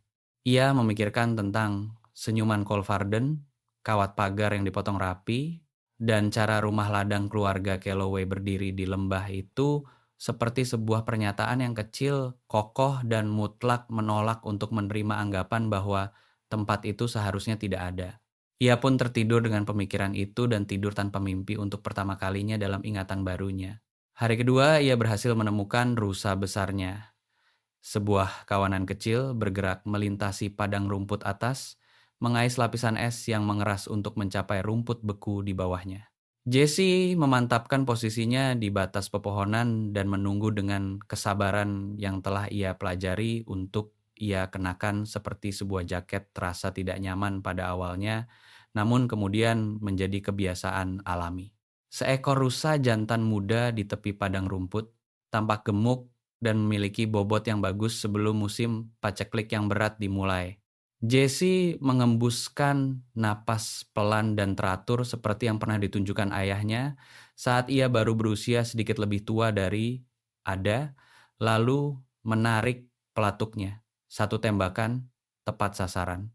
Ia mengucapkan terima kasih kepada hewan itu seperti yang selalu ditegaskan ibunya dahulu, dan menyampaikannya dengan sungguh-sungguh seperti yang ditegaskan ibunya bahwa kamu harus bersungguh-sungguh mengatakannya. Kemudian, ia mulai bekerja. Ia sudah 3 jam melakukan proses pemotongan daging, bekerja di bawah cahaya api unggun saat suhu udara mulai merosot turun. Ketika ia menyadari langit mulai berubah bukan sekadar menggelap menuju malam, melainkan berubah dengan cara khusus yang menandakan ada sesuatu yang serius yang sedang memutuskan apa yang akan dilakukannya. Angin berembus kencang membawa bau yang dikenali Jesse dari belasan pertempuran musim dingin di medan yang sama sekali tidak peduli pada rencana manusia. Ia pernah melihat langit seperti itu, menewaskan tentara-tentara yang sebenarnya tahu cara untuk tidak mengabaikannya. Ia membongkar tenda kemahnya dalam waktu 20 menit, memuat daging rusa besar ke atas sebuah rangka tandu darurat yang ia rakit dari potongan kayu, lalu mulai berjalan turun. Ia memiliki waktu mungkin sekitar 4 jam sebelum badai menghantam dengan sungguh-sungguh. Rumah ladang itu berada sejauh 2,5 mil di bawahnya. Ia melakukan perhitungan matematis dan tidak menyukai hasilnya, namun tetap mulai bergerak karena berdiri diam dan tidak menyukai hasil perhitungan adalah bagaimana cara orang-orang tewas di pegunungan. Hujan salju dimulai 1 jam kemudian bukan jenis yang lembut, melainkan jenis yang serius, tebal, cepat, dan terdorong menyamping oleh angin yang membesar dari yang tadinya bukan apa-apa menjadi sesuatu yang ganas dalam waktu 20 menit. Jarak pandang merosot menjadi 30 kaki, kemudian tinggal 20 kaki. Jesse tetap terus bergerak menggunakan penanda alam yang telah ia hafalkan saat perjalanan naik tadi, mempercayakan arah turunnya ketika penanda alam mulai menghilang ke dalam warna putih kabut salju. Tandu darurat itu terseret dengan berat melewati salju yang tingginya mulai mencapai lututnya dan kakinya yang sedang menyembuh mulai memprotes dengan rasa sakit yang melampaui rasa tidak nyaman menuju sesuatu yang harus ia urus nanti. Ia sempat berpikir untuk meninggalkan daging itu. Pemikiran itu bertahan kurang lebih hanya 5 detik. Ruth dan Ada membutuhkannya. Ia sudah berjanji pada Ada akan membawa pulang sesuatu yang besar dan ia menyampaikannya dengan sungguh-sungguh seperti ia mempercayai setiap kata yang dikatakannya kepada anak itu tanpa keraguan sedikit pun, mempertaruhkan nama baik janjinya untuk itu. Jadi ia tetap terus menarik tandunya. Hawa dingin menembus jaketnya pada jam kedua. Mulai kakinya perlu diperiksa sebelum dia merusak jahitan yang kubuat lebih parah lagi. Ada langsung melompat berdiri tanpa keluhan dan momen berharga itu pun terlipat selesai. Namun Jesse menyimpannya erat di dalam bagian dari dirinya yang mulai secara perlahan dan tanpa izin penuh dari logikanya sendiri mempercayai bahwa beberapa hal yang telah hancur sebenarnya bisa dirakit kembali menjadi sesuatu yang lebih baik dari kondisi mereka yang sebelumnya. Badai reda sepenuhnya pada Jumat pagi, meninggalkan dunia terkubur dalam keheningan di bawah tumpukan salju setinggi 4 kaki. Mereka menghabiskan waktu seharian menggali jalan setapak menuju lumbung, kandang ayam, dan tumpukan kayu bakar, bekerja berdampingan tanpa banyak bicara. Napas mereka keluar membentuk gumpalan kabut udara yang larut menghilang bahkan sebelum mereka sempat mengatakan hal lain yang berguna juga. Ada membuat boneka salju di dekat pagar kebun dengan sebuah ranting pohon yang bengkok sebagai bentuk mulutnya, lalu menyatakan bahwa itu adalah potret dari Buttercup si sapi perahal yang dibantah oleh Ruth dan Jesse memilih untuk tidak memberikan pendapat tentangnya. Malam itu, setelah Ada tertidur, Ruth duduk di meja makan dengan buku kas rumah tangga terbuka di hadapannya dan raut wajah yang telah dipelajari Jesse untuk dikenali konsentrasi khusus dari seseorang yang sedang melakukan hitungan matematika yang hasilnya tidak keluar seperti yang mereka butuhkan. Ia menuangkan 2 cangkir kopi lalu duduk di hadapan Ruth tanpa menunggu diundang, cara yang mulai ia lakukan sejak sekitar minggu ketiga tanpa ada keputusan resmi di antara mereka berdua tentang hal itu. Seberapa buruk? Tanyanya. Ruth mendongak dari buku kasnya. Ia sudah tidak lagi terkejut bahwa Jesse bisa membaca raut wajahnya. Jesse menduga hal itu agak mengganggunya sedikit, namun ia sudah memutuskan untuk bisa hidup menerimanya. Kita aman melewati musim paceklik kalau kita hemat. Daging yang kamu bawa pulang mengubah hitungannya secara signifikan. Ia berhenti sejenak. Musim berikutnya yang menjadi masalah. Kita butuh benih, kawat pagar baru, tiang-tiang, kayu untuk atap lumbung sebelum roboh sepenuhnya. Dan kalau perusahaan Varden terus menekan kita, mereka akan terus menekan kita, kata Jesse. Pria seperti itu tidak akan berhenti hanya karena kamu bilang tidak beberapa kali. Mereka baru berhenti ketika biayanya menjadi lebih besar daripada nilai hadiah yang mereka incar. Ruth menutup buku kasnya. Jadi bagaimana cara kita membuat biayanya menjadi besar bagi mereka? Kita buat tempat ini terlihat jelas berkembang dengan baik dan terlihat jelas dijaga dengan ketat, sehingga melewati kita menjadi lebih sulit daripada memutar mencari jalur lain. Jesse memutar cangkir di tangannya. Dan kita pikirkan tentang masa depan, bukan hanya masa sekarang. Jalur survei kereta api akan melewati wilayah ini dalam beberapa tahun ke depan. Begitu hal itu terjadi, lembah ini akan berubah. Nilai tanah, lalu lintas, peluang ekonomi, semuanya kalau kita mengambil posisi yang tepat saat hal itu terjadi, kita tidak sedang berada di posisi yang tepat untuk apapun saat sekarang ini, kata Ruth. Kita sedang berada di posisi untuk bertahan hidup melewati musim paceklik dan berharap mendapatkan musim berikutnya yang lumayan bagus. Disitulah posisi kita saat sekarang ini. Itu posisi kita untuk saat sekarang ini, Jesse menyetujuinya. Aku sedang membicarakan tentang di mana posisi kita bisa berada dalam 2 tahun ke depan kalau kita merencanakannya dari sekarang alih-alih hanya bereaksi saat keadaannya sudah terjadi. Ia condong ke depan. Ruth, rumah ladang ini punya semua yang dibutuhkannya untuk menjadi sebuah peternakan nyata yang berjalan sukses. Tanahnya, akses airnya, lokasinya, yang dibutuhkannya adalah modal dan tenaga kerja, serta seseorang yang berpikir melampaui musim berikutnya. Ruth terdiam untuk beberapa saat. Ia menatap buku kas yang tertutup itu, lalu menatap Jesse dengan ekspresi yang biasa ia kenakan ketika sedang memutuskan apakah akan mempercayai sesuatu yang ingin ia yakini. Kamu sudah memikirkan hal ini sejak lama, sejak sebelum kegiatan berburu itu.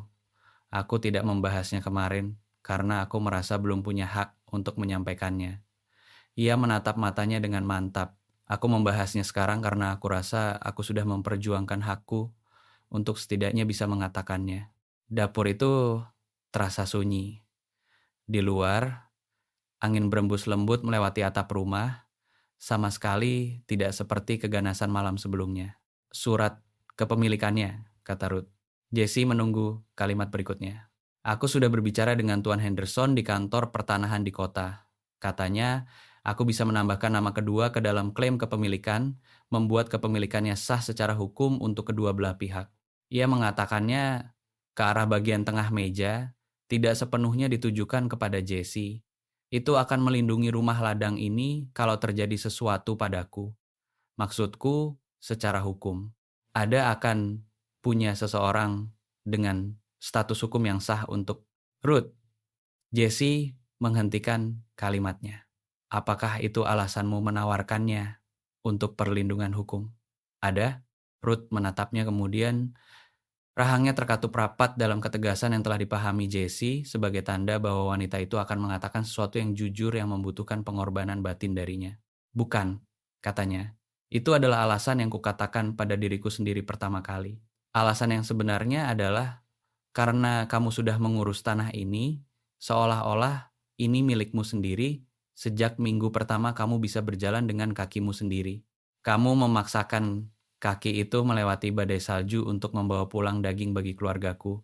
Kamu berdiri di sampingku ketika Varden datang bukan di depanku, melainkan di sampingku, dan ada perbedaan yang penting dari hal itu. Ia merapatkan bibirnya. Rumah ladang ini adalah milikmu, sama banyaknya dengan milikku, Jesse. Rasanya salah kalau tidak membuatnya sah secara hukum. Jesse duduk merenungkan hal itu sesaat. Ia tidak memiliki apapun selama 3 tahun terakhir. Ia hanyalah seorang pria yang sekadar melintas di dalam kisah hidup orang lain, tidak meninggalkan jejak yang berharga untuk diingat, tidak memperjuangkan apapun yang berharga untuk dipertahankan. Gagasan tentang namanya tercantum di selembar kertas petak tanah ini, lembah yang kokoh dan indah ini terasa menetap di dadanya bagaikan sesuatu yang ia takut untuk mengembuskan napas di dekatnya karena khawatir hal itu akan menghilang seketika. Aku menerimanya, katanya pelan. Dan terima kasih, Ruth. Aku tahu apa yang harus kamu korbankan untuk menawarkan hal ini. Ruth mengangguk sekali cara ia mengakui hal-hal yang terlalu penting untuk dijabarkan dengan lebih banyak kata lagi. Kemudian ia membuka buku kasnya kembali dan mereka menghabiskan waktu 1 jam berikutnya merencanakan musim berikutnya bersama-sama dengan kepraktisan terfokus dari 2 orang yang baru menyadari bahwa membagi sebuah masalah bersama membuat ukurannya berkurang menjadi separuh lebih kecil. Mereka melakukan perjalanan ke kota 2 minggu kemudian. Mereka bertiga bersama-sama untuk pertama kalinya. Ada duduk di depan Jesse di atas kuda dan menceritakan setiap hal yang ia amati sepanjang 15 mil perjalanan yang jumlahnya cukup banyak, termasuk seekor burung elang yang ia yakini sedang mengikuti mereka secara spesifik, sebuah formasi batuan yang menurutnya sangat menarik dan layak diberi nama, serta laporan mendetail tentang mimpi yang dialaminya mengenai Buttercup, si sapi perah yang belajar cara membuka pintu lumbung sendiri. Ruth berkuda di samping mereka dan mendengarkan dengan kesabaran khusus seorang ibu yang telah belajar bahwa separuh dari nilai bercerita adalah sekadar didengarkan, bukan untuk direspons kembali. Kota itu merupakan kumpulan sederhana dari bangunan-bangunan kayu kasar yang diperlakukan ada bagaikan sebuah destinasi yang megah. Matanya membelalak lebar saat berada di toko kelontong umum, tempat Ruth menjual mentega dan telurnya, serta menegosiasikan harganya dengan otoritas tenang. Seorang wanita yang tahu persis nilai dari barang dagangannya dan tidak merasa perlu meminta maaf karena mengetahuinya. Jessie menukarkan barang untuk persediaan berupa paku, minyak lampu, tepung, dan sebalok garam. Sementara ada memeriksa segala hal di atas rak dengan perhatian penuh rasa takjub, hingga akhirnya memilih 2 buah buku dari tumpukan kecil di dekat meja kasir dan memeluknya di dada bagaikan barang-barang berharga. Urusan di kantor pertanahan memakan waktu kurang dari 20 menit. Tuan Henderson, seorang pria berwajah bulat dengan kacamata baca dan efisiensi lembut seseorang yang tulus menyukai pekerjaannya, menuliskan amandemen pada surat kepemilikan dengan tulisan tangan yang rapi, lalu menggesernya melintasi meja agar mereka berdua bisa menandatanganinya. Jessie menatap kertas itu sesaat sebelum ia mengambil pena. Namanya bersanding di samping nama Ruth pada sebuah dokumen hukum yang menyatakan bahwa tanah ini adalah miliknya untuk diurus dan miliknya untuk dipertahankan. Ia memikirkan tentang pria yang duduk di tanah 2 bulan lalu dengan sebuah pistol di tangannya dan bagaimana pria itu tidak akan mengenali momen saat sekarang ini sebagai sesuatu yang bisa ada di dalam kehidupan yang sama. Ia pun menandatanganinya. Ruth menandatangani di sampingnya tanpa upacara resmi, namun tangannya tampak tenang dan dagunya terangkat. Dan ketika Henderson mengucapkan selamat kepada mereka berdua dan mengarsipkan dokumennya, ia membiarkan dirinya mengembuskan napas pelan sekali yang dipahami Jessie sebagai suara dari sebuah keputusan yang telah dibuat dan akan terus dijaga. Mereka sedang berjalan kembali menuju kuda-kuda mereka ketika Jessie mendengar suara itu. Wah, wah. Cole Varden melangkah keluar dari ruang di antara kantor pertanahan dan bangunan di sebelahnya, dan ia tidak datang sendirian kali ini. 2 orang pria mengapitnya di sisi kanan dan kiri, bertubuh lebih besar dari Varden dan tampak kurang tertarik untuk berpura-pura bersikap beradab. Nyonya Calloway, saya dengar Anda sedang berada di kota hari ini. Kebetulan sekali, Ruth menghentikan langkahnya. Jessie bergerak ke sampingnya dan ada patut dipuji. Langsung terdiam sunyi dan berdiri diam di belakang mereka. Tuan Varden, kata Ruth. Saya rasa kita sudah membahas percakapan ini berulang kali. Saya rasa kita belum membahasnya dengan jujur. Sikap ramah Varden sudah terkikis habis memperlihatkan sesuatu di baliknya yang sudah tidak memiliki sisa kesabaran lagi. Ia menatap Jessie dengan ketidaksukaan terfokus dari seorang pria yang telah mengidentifikasi letak penghalangnya. Holt, kamu sudah jauh dari masa-masa menjadi tentaramu dulu. Melakukan pekerjaan ladang untuk seorang janda. Itu cocok untukmu. Sangat cocok, kata Jessie. Jandanya sudah bukan janda lagi kalau berbicara secara teknis, kata Varden, dan sesuatu dari nadanya menunjukkan bahwa ia sudah mendengar kabar tentang surat kepemilikan itu. Berita bergerak cepat di kota kecil. Pemilik bersama sekarang, sebuah perkembangan yang menarik. Ia melihat ke arah Ruth, itu tidak mengubah penawaran saya, Nyonya Calloway. Faktanya, majukan saya sudah memberi otoritas untuk menaikkannya menjadi 2 kali lipat dari angka semula. Uang tunai langsung, penawaran terakhir, berlaku selama 30 hari, tidak tertarik, kata Ruth. Anda bahkan belum mendengar angkanya, tidak peduli berapapun angkanya. Suara Ruth terdengar tenang dan tegas, seperti sebuah pintu yang tertutup rapat. Ini bukan tentang uang, Tuan Varden. Ini tentang fakta bahwa suamiku dimakamkan di tanah itu dan putriku tumbuh besar di atasnya. Dan pria yang berdiri di sampingku ini sudah menumpahkan darahnya untuk tempat itu. Kamu bisa saja menawarkan $1.000 per jengkalnya dan saya akan tetap mengatakan hal yang sama. Ia melangkah 1 kali mendekatinya. Jawabannya tidak. Varden menatapnya untuk waktu yang lama, lalu beralih menatap Jessie. Kedua pria yang mengapitnya sedang mengawasi Jessie dengan cara yang biasa dilakukan pria ketika mereka telah diperintahkan untuk mengawasi seseorang dan sedang memutuskan seberapa serius mereka harus bersikap menghadapi orang itu. Jessie berdiri dengan santai. Ia telah belajar selama 15 tahun masa kedinasan militernya bahwa pria yang terlihat paling santai untuk dihadapi seringkali justru adalah orang-orang yang harus paling kamu khawatirkan. Ia tidak meraih apapun. Ia tidak menegangkan ototnya. Ia hanya menatap Varden dengan ketenangan seseorang yang telah tulus berhenti memedulikan keselamatan dirinya sendiri dan menemukan agak mengejutkan bagi dirinya sendiri bahwa hal itu adalah sebuah hal yang efektif untuk dipancarkan keluar. Anda sedang membuat kesalahan, kata Varden pelan. Mungkin saja, kata Jesse. Tapi itu adalah kesalahan kami sendiri untuk membuatnya. Seseorang di tepi kerumunan kecil yang mulai berkumpul berkata, biarkan mereka pergi, Varden. Jesse mengenali suaranya Earl Tanner, si pemburu tua yang pernah melintasi rumah ladangnya beberapa bulan lalu, tampaknya sedang berada di kota untuk menambah persediaan barang. Ia sedang bersandar pada tiang toko peralatan dengan tangan bersedekap dan raut wajah santai seorang pria yang tidak punya apapun untuk dibuktikan dan tidak punya siapapun untuk membuktikannya. Daniel Calloway adalah temanku. Aku akan menganggapnya sebagai masalah pribadi kalau keluarganya ditekan di hadapanku. Varden melihat ke arah Tanner. Ia melihat ke arah kerumunan warga yang jumlahnya bertambah tanpa ada keputusan resmi untuk berkumpul. Cara kerumunan biasa terjadi di kota kecil ketika ada sesuatu yang sedang terjadi yang dirasa orang-orang harus mereka saksikan. Ia melihat ke arah Ruth dan Jesse yang berdiri bersama di depan dan ia melakukan perhitungan matematis seorang pria yang semua faktor keuntungannya telah berkurang secara sunyi. Ia mengambil topinya dan mengenakannya kembali dengan gaya santai yang dibuat-buat dari seseorang yang sedang melakukan gerak mundur yang mereka pura-purakan sebagai sebuah pilihan sukarela. 30 hari, katanya.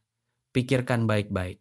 Ia pun berjalan pergi, kedua orangnya mengikuti di belakang, dan Jesse merasakan tangan Ruth menemukan lengannya tidak mencengkeram, hanya bersandar di sana untuk sesaat. Sentuhan paling ringan yang bisa terjadi, hilang bahkan sebelum ia sepenuhnya menyadarinya. Tanner mendorong tubuhnya menjauh dari tiang, lalu berjalan santai mendekat. Kalian semua tidak apa-apa. Kami baik-baik saja, kata Ruth. Terima kasih, Earl. Daniel pasti akan melakukan hal yang sama untuk keluargaku. Ia menatap Jesse dengan penilaian mantap dari seorang pria tua yang telah menghabiskan waktu puluhan tahun membaca karakter orang di kondisi alam yang akan menghukum siapa saja yang salah membacanya.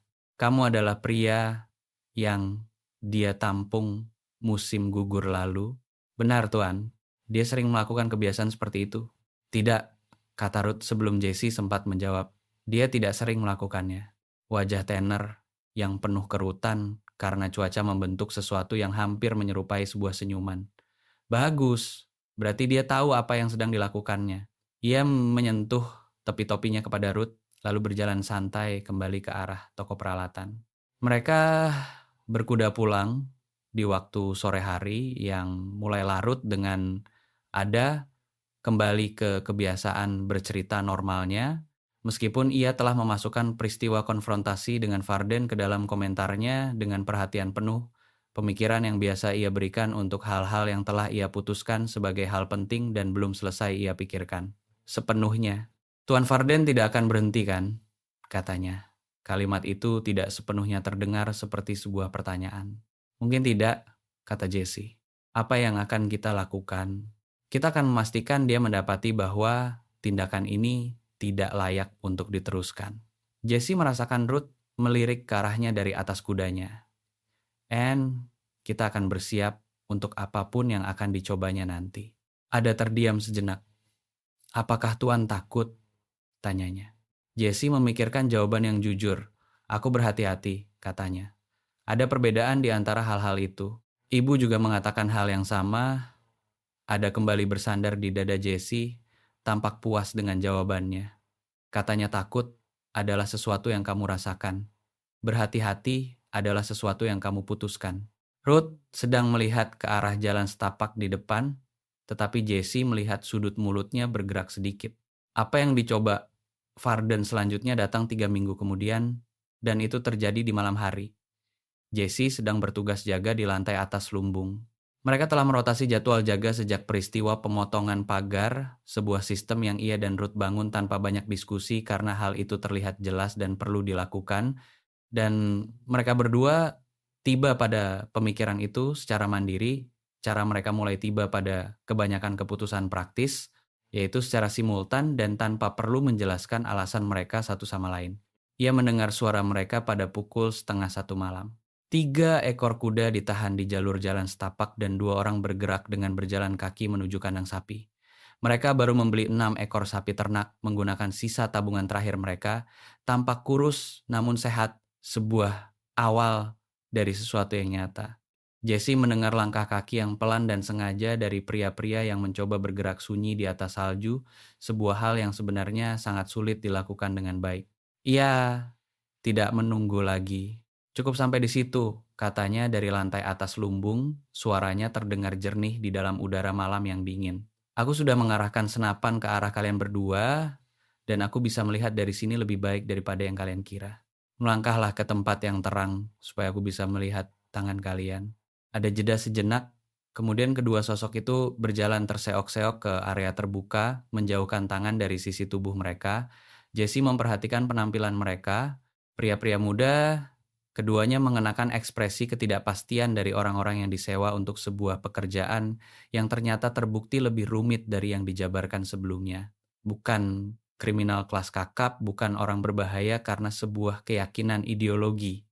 Berbahaya hanya karena kebutuhan akan uang yang dibayarkan Varden kepada mereka. Inilah yang akan terjadi selanjutnya, kata Jesse, tanpa perlu meninggikan suaranya. Kalian akan berjalan kembali ke kuda kalian. Kalian akan berkuda kembali ke tempat manapun perusahaan Cole Varden menempatkan kalian, dan kalian akan memberitahu dia bahwa peternakan ini dijaga setiap malam oleh seseorang yang tahu apa yang dilakukannya. Dan kalian akan memberitahu dia bahwa orang-orang berikutnya yang datang ke tanah ini tanpa diundang tidak akan mendapatkan kebaikan dari sebuah peringatan. Salah satu dari mereka mulai mencoba mengatakan sesuatu. Aku belum selesai. Jesse menjaga nadanya tetap tenang. Aku tahu, kalian adalah orang suruhan yang melakukan pekerjaan demi uang. Aku pernah menjadi orang suruhan yang melakukan pekerjaan demi uang, dan aku paham bagaimana jalannya hal seperti itu. Jadi, aku memberi kalian pilihan yang tidak selalu kudapatkan dulu. Pergilah dari sini sekarang juga, dan tidak akan ada yang terluka. Kalian bisa bilang pada Varden kalau kalian sudah mencoba dan situasinya tidak memungkinkan untuk diteruskan. Itu adalah kenyataannya, dan hal itu akan menyelamatkan kalian dari jumlah kesulitan yang cukup banyak. Kedua pria itu saling pandang. Kemudian yang bertubuh lebih tinggi berkata, "Kami pergi." Keputusan yang bagus, kata Jesse.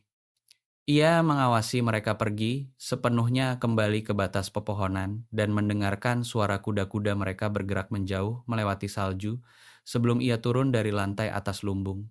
Ruth sudah berada di pintu lumbung dengan senapan dan jaketnya yang dilemparkan di atas pakaian tidurnya, pemandangan yang memberitahu Jesse bahwa wanita itu sebenarnya sudah mendengar suara kuda-kuda sebelum dirinya dan memilih untuk membiarkan Jesse yang menangani pendekatannya. 3 ekor kuda, katanya. 2 orang berjalan kaki.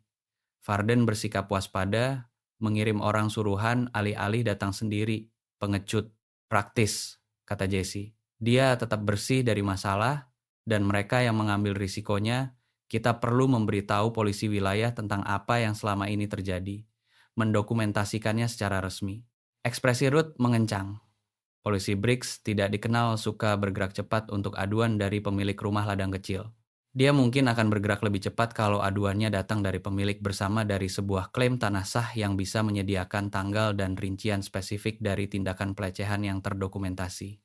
Jesse menatap matanya langsung.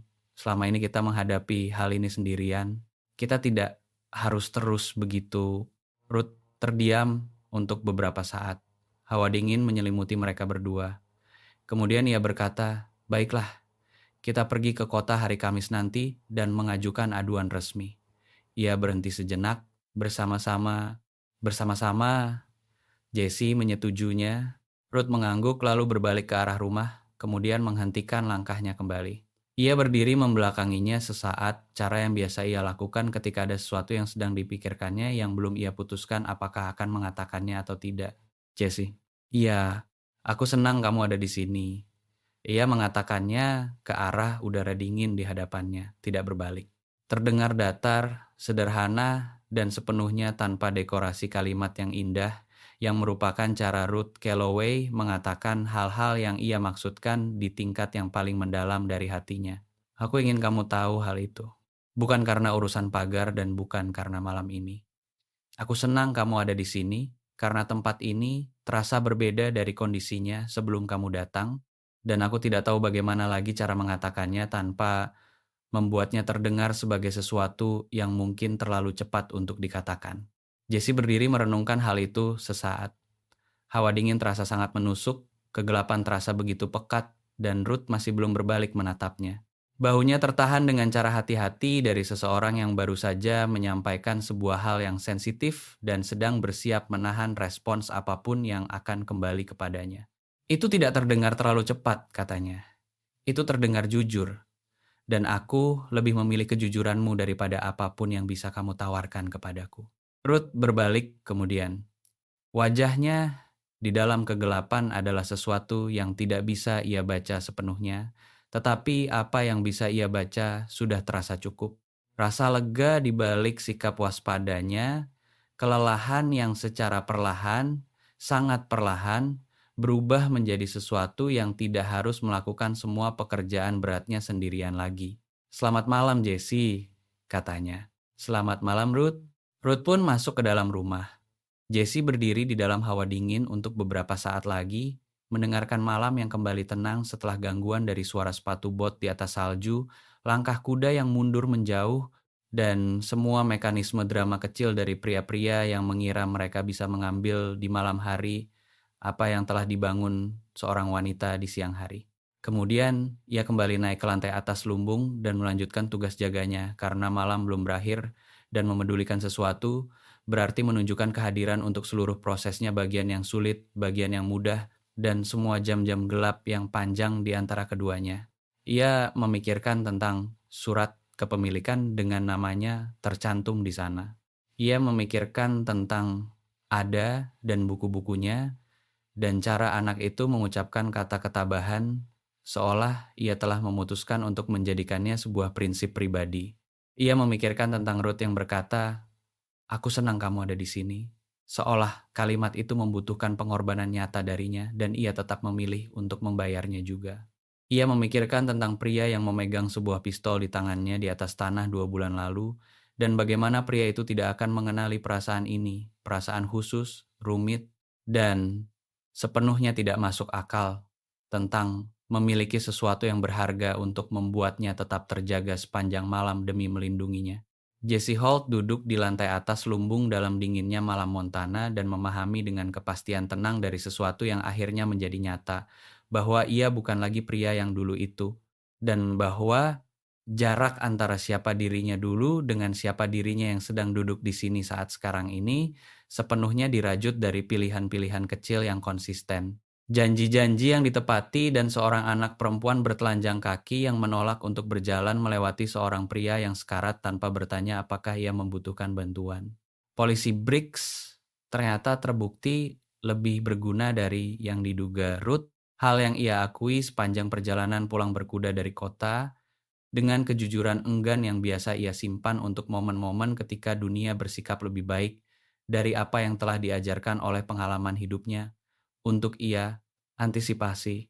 Briggs telah mendengarkan laporan mereka tentang pemotongan pagar, pencemaran air, dan 2 pria di malam hari menuliskan semuanya dengan tulisan tangan yang rapi dan memberitahu mereka bahwa perusahaan pengembangan dan tanah Meridian sudah memiliki aduan yang diajukan terhadap mereka di 2 wilayah lainnya, dan bahwa ia sendiri yang akan mendatangi Colvarden secara pribadi sebelum minggu ini berakhir.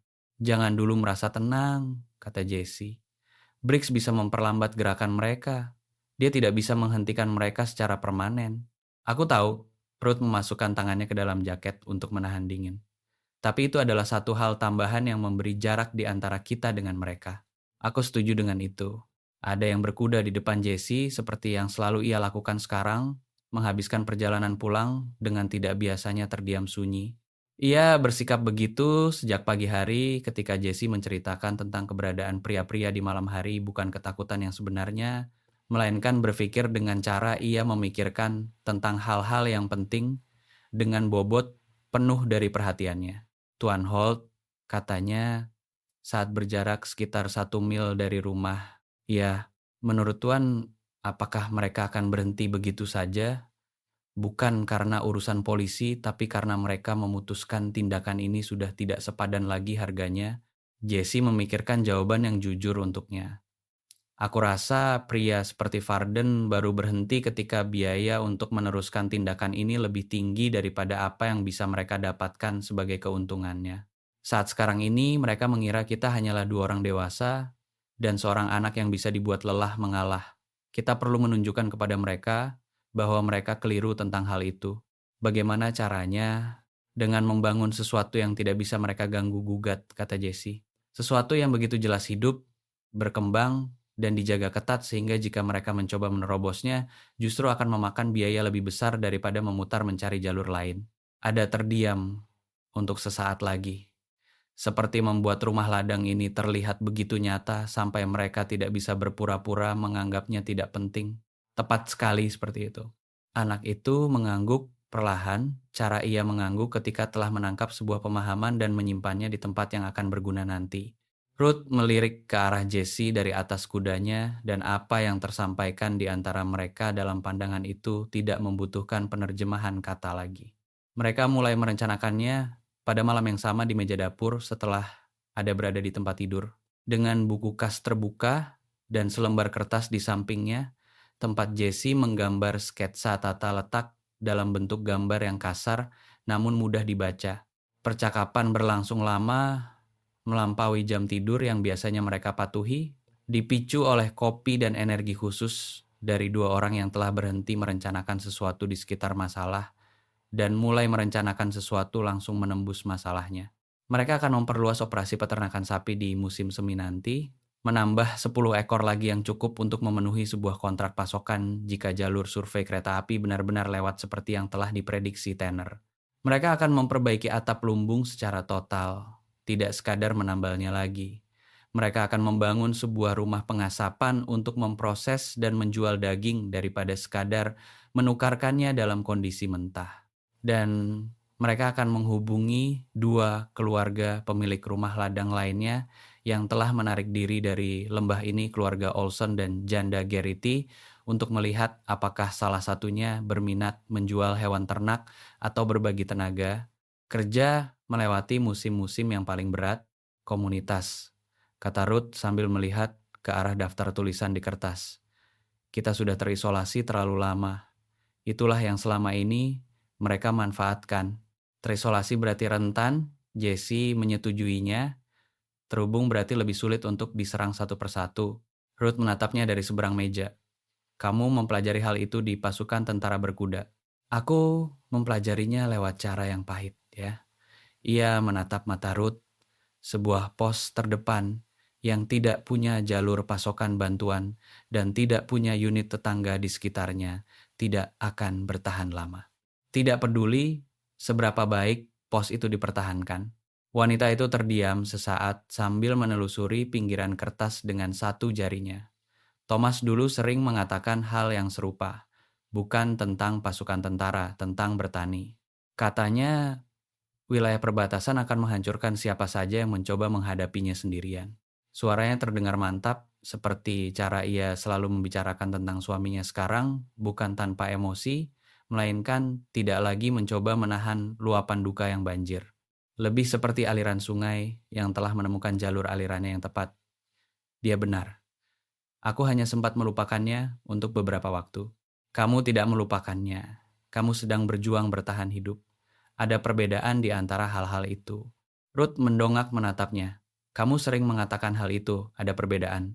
Karena hal itu biasanya memang benar dan biasanya memang penting. Ruth hampir tersenyum. Bentuk dari senyuman itu melintas di wajahnya dan menetap di sana untuk beberapa saat, dan Jesse teringat tentang apa yang dikatakan ada pada malam pertama, bahwa ketika ibu tersenyum, rasanya seperti hari hangat pertama setelah musim hujan yang sangat panjang. Ia memahami sekarang dengan tepat apa yang dimaksud anak itu, bukan karena senyuman itu terlihat dramatis atau mengubah penampilan wajah secara drastis, melainkan karena senyuman itu terasa nyata dan hal-hal nyata milik Ruth Calloway selalu diperjuangkan melawan resistensi batin yang cukup besar. Pergilah tidur, katanya sambil menutup buku kas. Kita punya hari yang padat besok. Siap, Nyonya, kata Jesse dan menyampaikannya tanpa nada sindiran, sebuah hal yang tidak akan bisa ia katakan 4 bulan yang lalu. Musim baru tiba, seperti cara ia selalu tiba di Montana secara enggan dan kemudian langsung terjadi sekaligus. Salju menarik diri dari lereng-lereng bagian bawah, aliran sungai mengalir deras membawa lelehan es, dan tanah mengeluarkan aroma khas dari bumi yang memutuskan untuk hidup kembali. Jesse sudah berada di lumbung sebelum cahaya pertama muncul setiap pagi. Ruth sudah berada di kebun pada saat matahari melewati bukit sebelah timur, dan ada bergerak di antara mereka berdua bagaikan sebuah satelit membantu apa saja yang perlu dibantu dan menyediakan komentar untuk setiap prosesnya. Sapi-sapi baru tiba di akhir bulan April, 10 ekor ternak tangguh yang digiring oleh Jesse dan seorang pekerja sewaan bernama Cord dari lembah bagian bawah selama 2 hari perjalanan. Cord berusia 22 tahun, bersikap tenang, dan bekerja tanpa keluhan 3 kualitas utama yang membuat Jesse memilih untuk menyewanya. Ia tidur di bangunan luar kecil yang telah mereka alih fungsikan untuk tujuan itu, dan menjadi bagian dari lanskap tempat ini tanpa banyak upacara resmi. Ruth menegosiasikan pembeliannya sendiri. Proses yang diamati Cord dengan kenetralan hati-hati dari seorang pria muda yang sedang memperhatikan jenis tempat seperti apa yang telah mempekerjakannya. Dan setelahnya, ia memberitahu Jesse pelan bahwa ia pernah bekerja untuk 3 peternakan di wilayah ini, dan ini adalah tempat pertama di mana wanita yang memimpin tahu persis berapa nilai dari kemampuannya. Dia memang tahu, kata Jesse. Jangan lupakan itu. Siap, Tuan, kata Cord dan tidak pernah melupakannya. Varden datang untuk terakhir kalinya di awal bulan Mei, sendirian dan tanpa sikap ramah yang biasa ia pertahankan di semua kunjungan sebelumnya. Ia duduk di atas kudanya tepat di depan pagar luar dan melihat ke arah area kandang yang diperluas, rangka bangunan rumah pengasapan baru yang sedang dinaikkan, kebun yang ukurannya menjadi 2 kali lipat dari kondisinya musim gugur lalu, serta melihat 2 orang pria dan seorang wanita yang sedang mengurus properti dengan efisiensi, terfokus dari orang-orang yang sedang membangun sesuatu yang berniat mereka pertahankan selamanya. Ruth berjalan menuju pagar luar dan berdiri di sisinya. Penawaran terakhir, kata Varden. Majukan saya sudah memberi otoritas untuk menaikkannya menjadi 3 kali lipat dari angka semula. Uang tunai langsung, 30 hari waktu untuk mengosongkan tempat. Ruth menatapnya dengan mantap. Jawabannya tidak. Varden melihat melampaui posisi Ruth ke arah Jesse yang telah menghentikan pekerjaannya dan sedang mengawasinya dari pagar kandang bersama Cord di sampingnya. Ia melihat ke arah ada yang datang berdiri sedikit di belakang ibunya dengan tangan bersedekap meniru persis gaya berdiri yang telah ia pelajari selama 9 tahun hidupnya. Ia melihat ke arah rumah ladang yang tadinya merupakan sebuah klaim tanah milik seorang janda yang sedang kesulitan 6 bulan lalu, dan sekarang telah menjadi sesuatu yang terlihat jelas, kokoh, dan berbeda.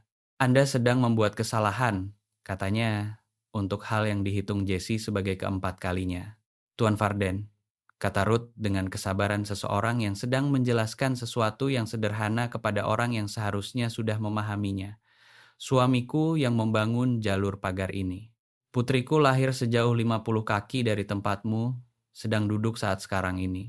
Pria yang berdiri di tanah ini bersamaku hampir mati untuk bisa sampai ke sini, dan ia memilih untuk tetap tinggal juga, dan ia sudah menumpahkan lebih banyak dari dirinya sendiri ke dalam tanah ini daripada apa yang pernah kamu lakukan untuk hal apapun di dalam hidupmu. Ia melangkah maju hingga berada tepat di pagar itu sendiri, cukup dekat sampai kuda Varden bergerak bergeser menyamping. Tidak ada angka penawaran, tidak ada bentuk tawaran apapun, tidak ada versi dari percakapan ini yang akan berakhir dengan hasil yang berbeda. Ini adalah tanah kami.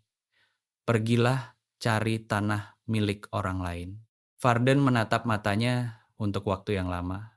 Kemudian, ia menarik kudanya berbalik dan berkuda kembali menyusuri jalan setapak tanpa sepatah kata pun, dan Jesse mengawasi kepergiannya dengan perhatian khusus seorang pria yang telah belajar bahwa hilangnya sebuah ancaman tidak sama dengan berakhirnya ancaman itu. Namun Varden tidak pernah terlihat kembali lagi, dan petugas survei perusahaannya terlihat 2 minggu kemudian sedang menandai jalur rute sejauh 6 mil di sebelah selatan lembah, dan setelah itu nama perusahaan pengembangan dan tanah Meridian menjadi nama yang hanya tercantum di masa lalu saja. Earl Tanner melintas di bulan Juni membawa kabar berita dari kota dan membawa iringan kuda yang sedang ia transportasikan menuju seorang pembeli di daerah lebih utara lagi, menetap selama 2 malam dan memberitahu mereka di sela-sela makan malam bahwa Varden telah meninggalkan wilayah ini sepenuhnya dan bahwa kepastian jalur kereta api telah membuat nilai tanah di lembah ini melonjak secara signifikan di atas kertas, meskipun tidak dengan cara yang mengharuskan siapapun untuk menjual apapun yang tidak ingin mereka jual.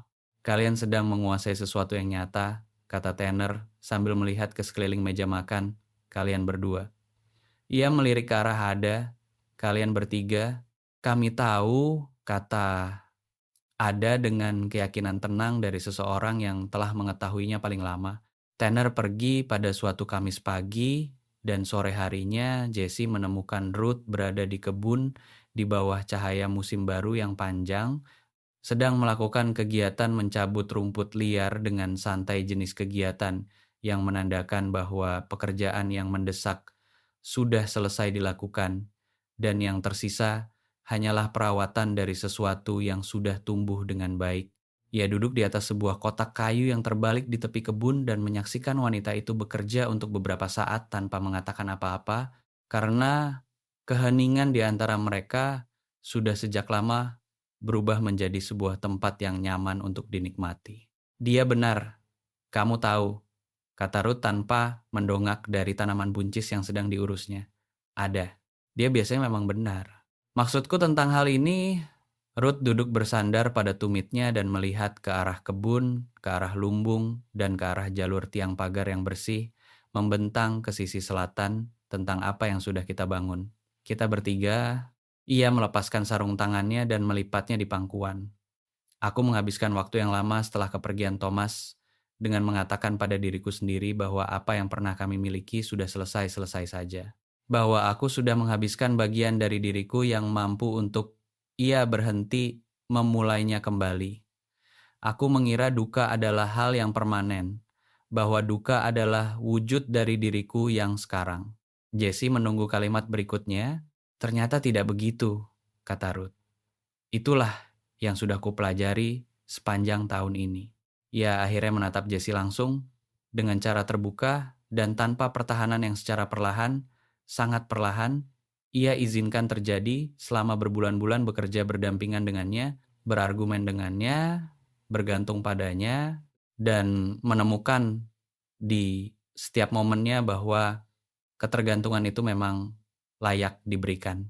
Duka adalah sesuatu yang kamu bawa. Duka bukanlah wujud dari dirimu yang sebenarnya. Dan membawa duka tidak berarti kamu tidak bisa membawa hal-hal lain juga bersamamu. Benar, kata Jesse. Memang tidak begitu artinya.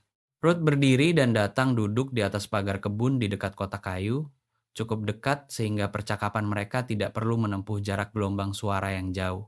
Cahaya musim baru tampak keemasan dan panjang, dan lembah terasa sunyi di sekeliling mereka. Sapi-sapi merumput di padang yang jauh. Court bekerja di sudut bangunan rumah pengasapan dengan ritme stabil seseorang yang telah menemukan kecepatan kerjanya sendiri. Ada terlihat melalui jendela dapur, sedang bergerak melakukan aktivitas dengan efisiensi terfokus yang ia warisi dari ibunya. Aku tidak takut lagi sekarang, kata Ruth, tentang hal ini. Ia menatap Jesse dengan mata abu-abunya yang pernah sewarna musim hujan saat pertama kali Jesse melihatnya, dan sekarang telah berubah menjadi sesuatu yang lain, sesuatu yang masih memiliki kedalaman rasa namun tidak lagi terasa dingin. Tentang menginginkan sesuatu yang lebih dari sekadar bertahan untuk musim berikutnya. Jesse menatap matanya. Ia memikirkan tentang seorang anak perempuan bertelanjang kaki yang muncul dari antah berantah di bawah cahaya yang meredup, bertanya apakah ia sedang bersiap melakukan tindakan yang konyol, dan bagaimana ia telah menjawab ia untuk pergi bersamanya tanpa tahu apa yang harus ia korbankan untuk itu, atau apa yang akan diberikan kembali kepadanya nanti. Ia memikirkan tentang Ruth pada malam pertama yang berdiri di bawah cahaya lampu minyak, sedang memutuskan apakah sebuah belas kasihan adalah hal yang mampu ia bayar harganya. Ia memikirkan tentang semua waktu pagi di antara hari itu hingga hari sekarang ini, tiang-tiang pagar, demam parah, badai salju, buku kas, dan urusan lambat penuh pertimbangan dari dua orang yang pernah hancur memutuskan hari demi hari bahwa hal yang sedang mereka bangun bersama adalah hal yang layak untuk diperjuangkan pembangunannya. Aku juga tidak takut lagi, katanya. Ruth mengulurkan tangannya dan menggenggam tangan Jesse, cara yang mulai ia lakukan di momen-momen yang penting terasa penuh kapalan karena kerja keras, hangat, dan pasti. Ia melihat ke arah genggaman tangan mereka sesaat lalu kembali melihat ke arah lembah di sekeliling mereka. Jesse, katanya. Ya, menetaplah. Ia mengatakannya dengan sederhana dan lengkap. Cara ia menyampaikan hal-hal yang telah ia pikirkan matang-matang sampai ke dasarnya. Bukan karena peternakan ini butuh tenaga kerja, bukan karena ada butuh tangan yang membimbingnya tetap tenang, meskipun dia memang butuh. Menetaplah karena aku yang memintamu untuk melakukannya. Karena tempat ini sudah menjadi milikmu sama banyaknya dengan milikku sekarang dan aku rasa kamu mengetahuinya. Karena ia berhenti sejenak mengumpulkan sisa kekuatan dari apapun harga pengorbanan batinnya untuk mengatakannya.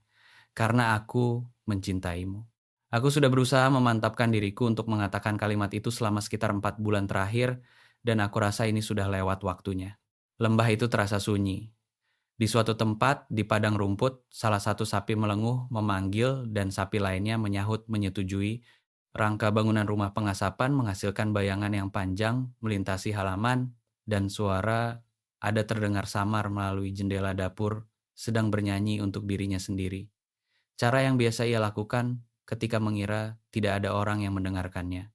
Jesse menatap Ruth Calloway, wanita yang tegas, lelah, kokoh, dan jujur ini yang telah menyelamatkan nyawanya ketika ia memiliki setiap alasan untuk tidak melakukannya, yang telah membangun sesuatu yang berharga untuk diselamatkan di atas tanah yang ia tolak untuk serahkan kepada orang lain, yang telah memikul dukanya bagaikan sebuah batu di dalam dadanya selama 3 tahun dan masih berhasil membesarkan seorang putri yang cukup bijak untuk menemukan seorang pria yang sekarat di atas tanah dan memutuskan pria itu layak untuk repot-repot diseret pulang ke rumah. Aku juga mencintaimu, katanya. Aku rasa aku sudah merasakannya sejak beberapa waktu lalu. Aku hanya sedang menunggu sampai kamu siap untuk mendengarnya. Ruth mengeluarkan suara kecil yang hampir menyerupai tawa. Kalimat itu terdengar seperti sesuatu yang biasa dikatakan ada. Dia anak yang cerdas, dia mendapatkannya dari ibunya. Ruth mempererat genggaman tangannya pada tangan Jesse lalu menyandarkan kepalanya di bahu pria itu. Dan mereka duduk seperti itu menikmati waktu malam musim baru yang bergerak di sekeliling mereka secara perlahan, bernuansa keemasan dan tanpa ketergesaan. Cara hal-hal yang baik terjadi ketika kamu sudah berhenti melarikan diri darinya dalam waktu yang cukup lama untuk membiarkannya tiba menghampirimu. Mereka menikah di bulan September di bawah langit yang terbuka dengan dihadiri oleh separuh warga wilayah karena Earl Tanner telah memberitahu orang-orang dan orang-orang telah memberitahu orang-orang lainnya lagi, cara yang biasa terjadi di daerah pedesaan di mana berita menyebar lewat penuturan kata dari mulut ke mulut. Dan setiap orang selalu punya pendapat tentang sebuah kisah yang bagus. Pendeta keliling menyampaikan kalimat pernikahannya di bawah cahaya pagi dan ada berdiri di antara mereka sebagai saksi pernikahan mereka berusia 9 tahun dan merasa mutlak yakin bahwa dialah yang telah mengatur seluruh acara ini terjadi, pemikiran yang sebenarnya tidak sepenuhnya keliru juga. Ketika pendeta menyatakan kalimatnya telah selesai disampaikan dan Jesse memegang tangan Ruth, kerumunan kecil yang berkumpul di halaman bersorak ramai dengan antusiasme khusus dari orang-orang yang telah menyaksikan sesuatu yang berat berhasil berubah menjadi sesuatu yang indah. Ada menekan wajahnya pada jaket Jesse untuk sesaat cukup lama bagi Jesse untuk merasakan bahunya bergetar sekali oleh sebuah emosi yang segera ia pulihkan kembali dengan cepat menggunakan ketegasan sikap ibunya dan kemudian ia melangkah mundur, menenangkan dirinya kembali, lalu menjabat tangan sang pendeta seperti seorang wanita yang sedang melakukan urusan bisnis resmi. Malam itu setelah para tamu undangan pulang pergi dan Court sudah kembali ke bangunan luarnya dan Ada sudah tertidur dengan posisi lelap pasrah, khas seorang anak yang telah menghabiskan setiap tetes pasokan energinya yang tersedia. Jesse dan Ruth duduk di tangga teras. Di dalam kegelapan, cara yang sama seperti yang telah mereka lakukan ratusan kali. Sebelumnya saling bersandar, bahu menyaksikan bintang-bintang mulai bermunculan di atas lembah yang kini telah menjadi milik mereka bersama. "Apakah kamu bahagia?" tanya Ruth. Jesse merenungkan kata itu. Ia telah menghabiskan begitu banyak tahun dengan tidak pernah menerapkan kata itu untuk dirinya sendiri, sehingga kata itu terasa asing di dalam mulutnya bagaikan sebuah bahasa yang pernah ia ketahui dahulu dan harus ia pelajari kembali dengan cara mengucapkannya secara perlahan dan hati-hati sampai kemampuannya kembali lagi. "Ya," katanya. Lebih dari seberapa banyak yang tahu cara menjelaskannya. Ruth menyandarkan kepalanya pada bahu Jesse. "Aku juga." Ia terdiam sesaat. "Aku rasa Thomas akan menyukaimu." "Aku harap begitu. Dia pasti menyukaimu." Dia menyukai orang-orang yang bersungguh-sungguh dengan apa yang mereka katakan. Ia berhenti sejenak. Dia akan suka fakta bahwa kamu memilih untuk menetap tinggal. Jesse merangkulkan lengannya di bahu Ruth, dan Ruth membiarkannya sepenuhnya tanpa pertahanan sedikit pun cara ia melakukan segala hal yang telah ia putuskan untuk komitmenkan di dalam hidupnya. Di atas mereka, langit Montana tampak begitu megah, jernih, dan tidak peduli pada urusan kecil manusia yang sedang terjadi di bawahnya, hal yang dari dulu selalu Jesse anggap sebagai sebuah ketenangan yang aneh. Gagasan bahwa semesta ini begitu besar sehingga perjuangan hidup pribadinya bukanlah fokus perhatian utamanya, dan oleh karena itu ia bebas untuk mengurusnya sendiri. Ia telah mengurusnya, tidak secara sempurna, tidak tanpa biaya pengorbanan. Namun ia telah memilih untuk menetap tinggal, ia telah bekerja keras, dan ia telah menepati janjinya setiap kali ia memberikannya, dan di suatu tempat dari akumulasi semua janji biasa yang ditepati secara konsisten itu, ia telah berhasil bertransformasi menjadi seseorang yang ia kenali sendiri sebagai sosok yang layak untuk dijalani. Ada muncul di ambang pintu dengan pakaian tidurnya, pemandangan yang tidak mengejutkan satupun dari mereka berdua. "Aku tidak bisa tidur," katanya. "Kemarilah kalau begitu," kata Ruth. Dan ada datang lalu menyelipkan dirinya di antara mereka berdua di atas anak tangga, cara yang biasa ia lakukan sejak malam-malam dingin. Pertama di musim gugur, lalu tubuhnya terasa kecil, hangat, dan sepenuhnya yakin akan sambutan hangat untuknya. Mereka duduk dengan posisi seperti itu untuk beberapa saat. Mereka bertiga tidak bicara, menyaksikan bintang-bintang berputar di atas kepala dan mendengarkan lembah yang mulai masuk ke dalam suara malam harinya. Sapi-sapi bergerak di padang rumput, aliran sungai mengalir stabil di sisi selatan, dan angin berembus lembut melewati rerumputan. "Tuan Holt," kata Ada akhirnya. "Ya, aku senang aku menemukan Tuan hari itu." Jesse melihat ke arah bagian atas kepalanya, ke arah rambut kepang gelap yang dibuatkan Ruth pagi tadi untuk acara pernikahan yang kini kondisinya sudah setengah terurai karena seharian penuh menjalani kehidupan yang bersemangat. Ia memikirkan tentang seorang anak perempuan yang muncul dari antah berantah dengan kaki telanjang dan mata berjiwa tua, berdiri sejauh 2 meter dari seorang pria yang memegang sebuah pistol di tangannya, lalu berkata, "Itu ide yang sangat buruk, Tuan." Dengan ketenangan pasti dari seseorang yang telah memutuskan untuk melibatkan dirinya sendiri terlepas dari apakah ia diundang atau tidak. "Aku juga ada," katanya. "Hal terbaik yang pernah terjadi di dalam hidupku." Anak itu mengangguk puas lalu bersandar pada lengan Jesse. Tangan Ruth menemukan genggaman tangan Jesse di dalam kegelapan.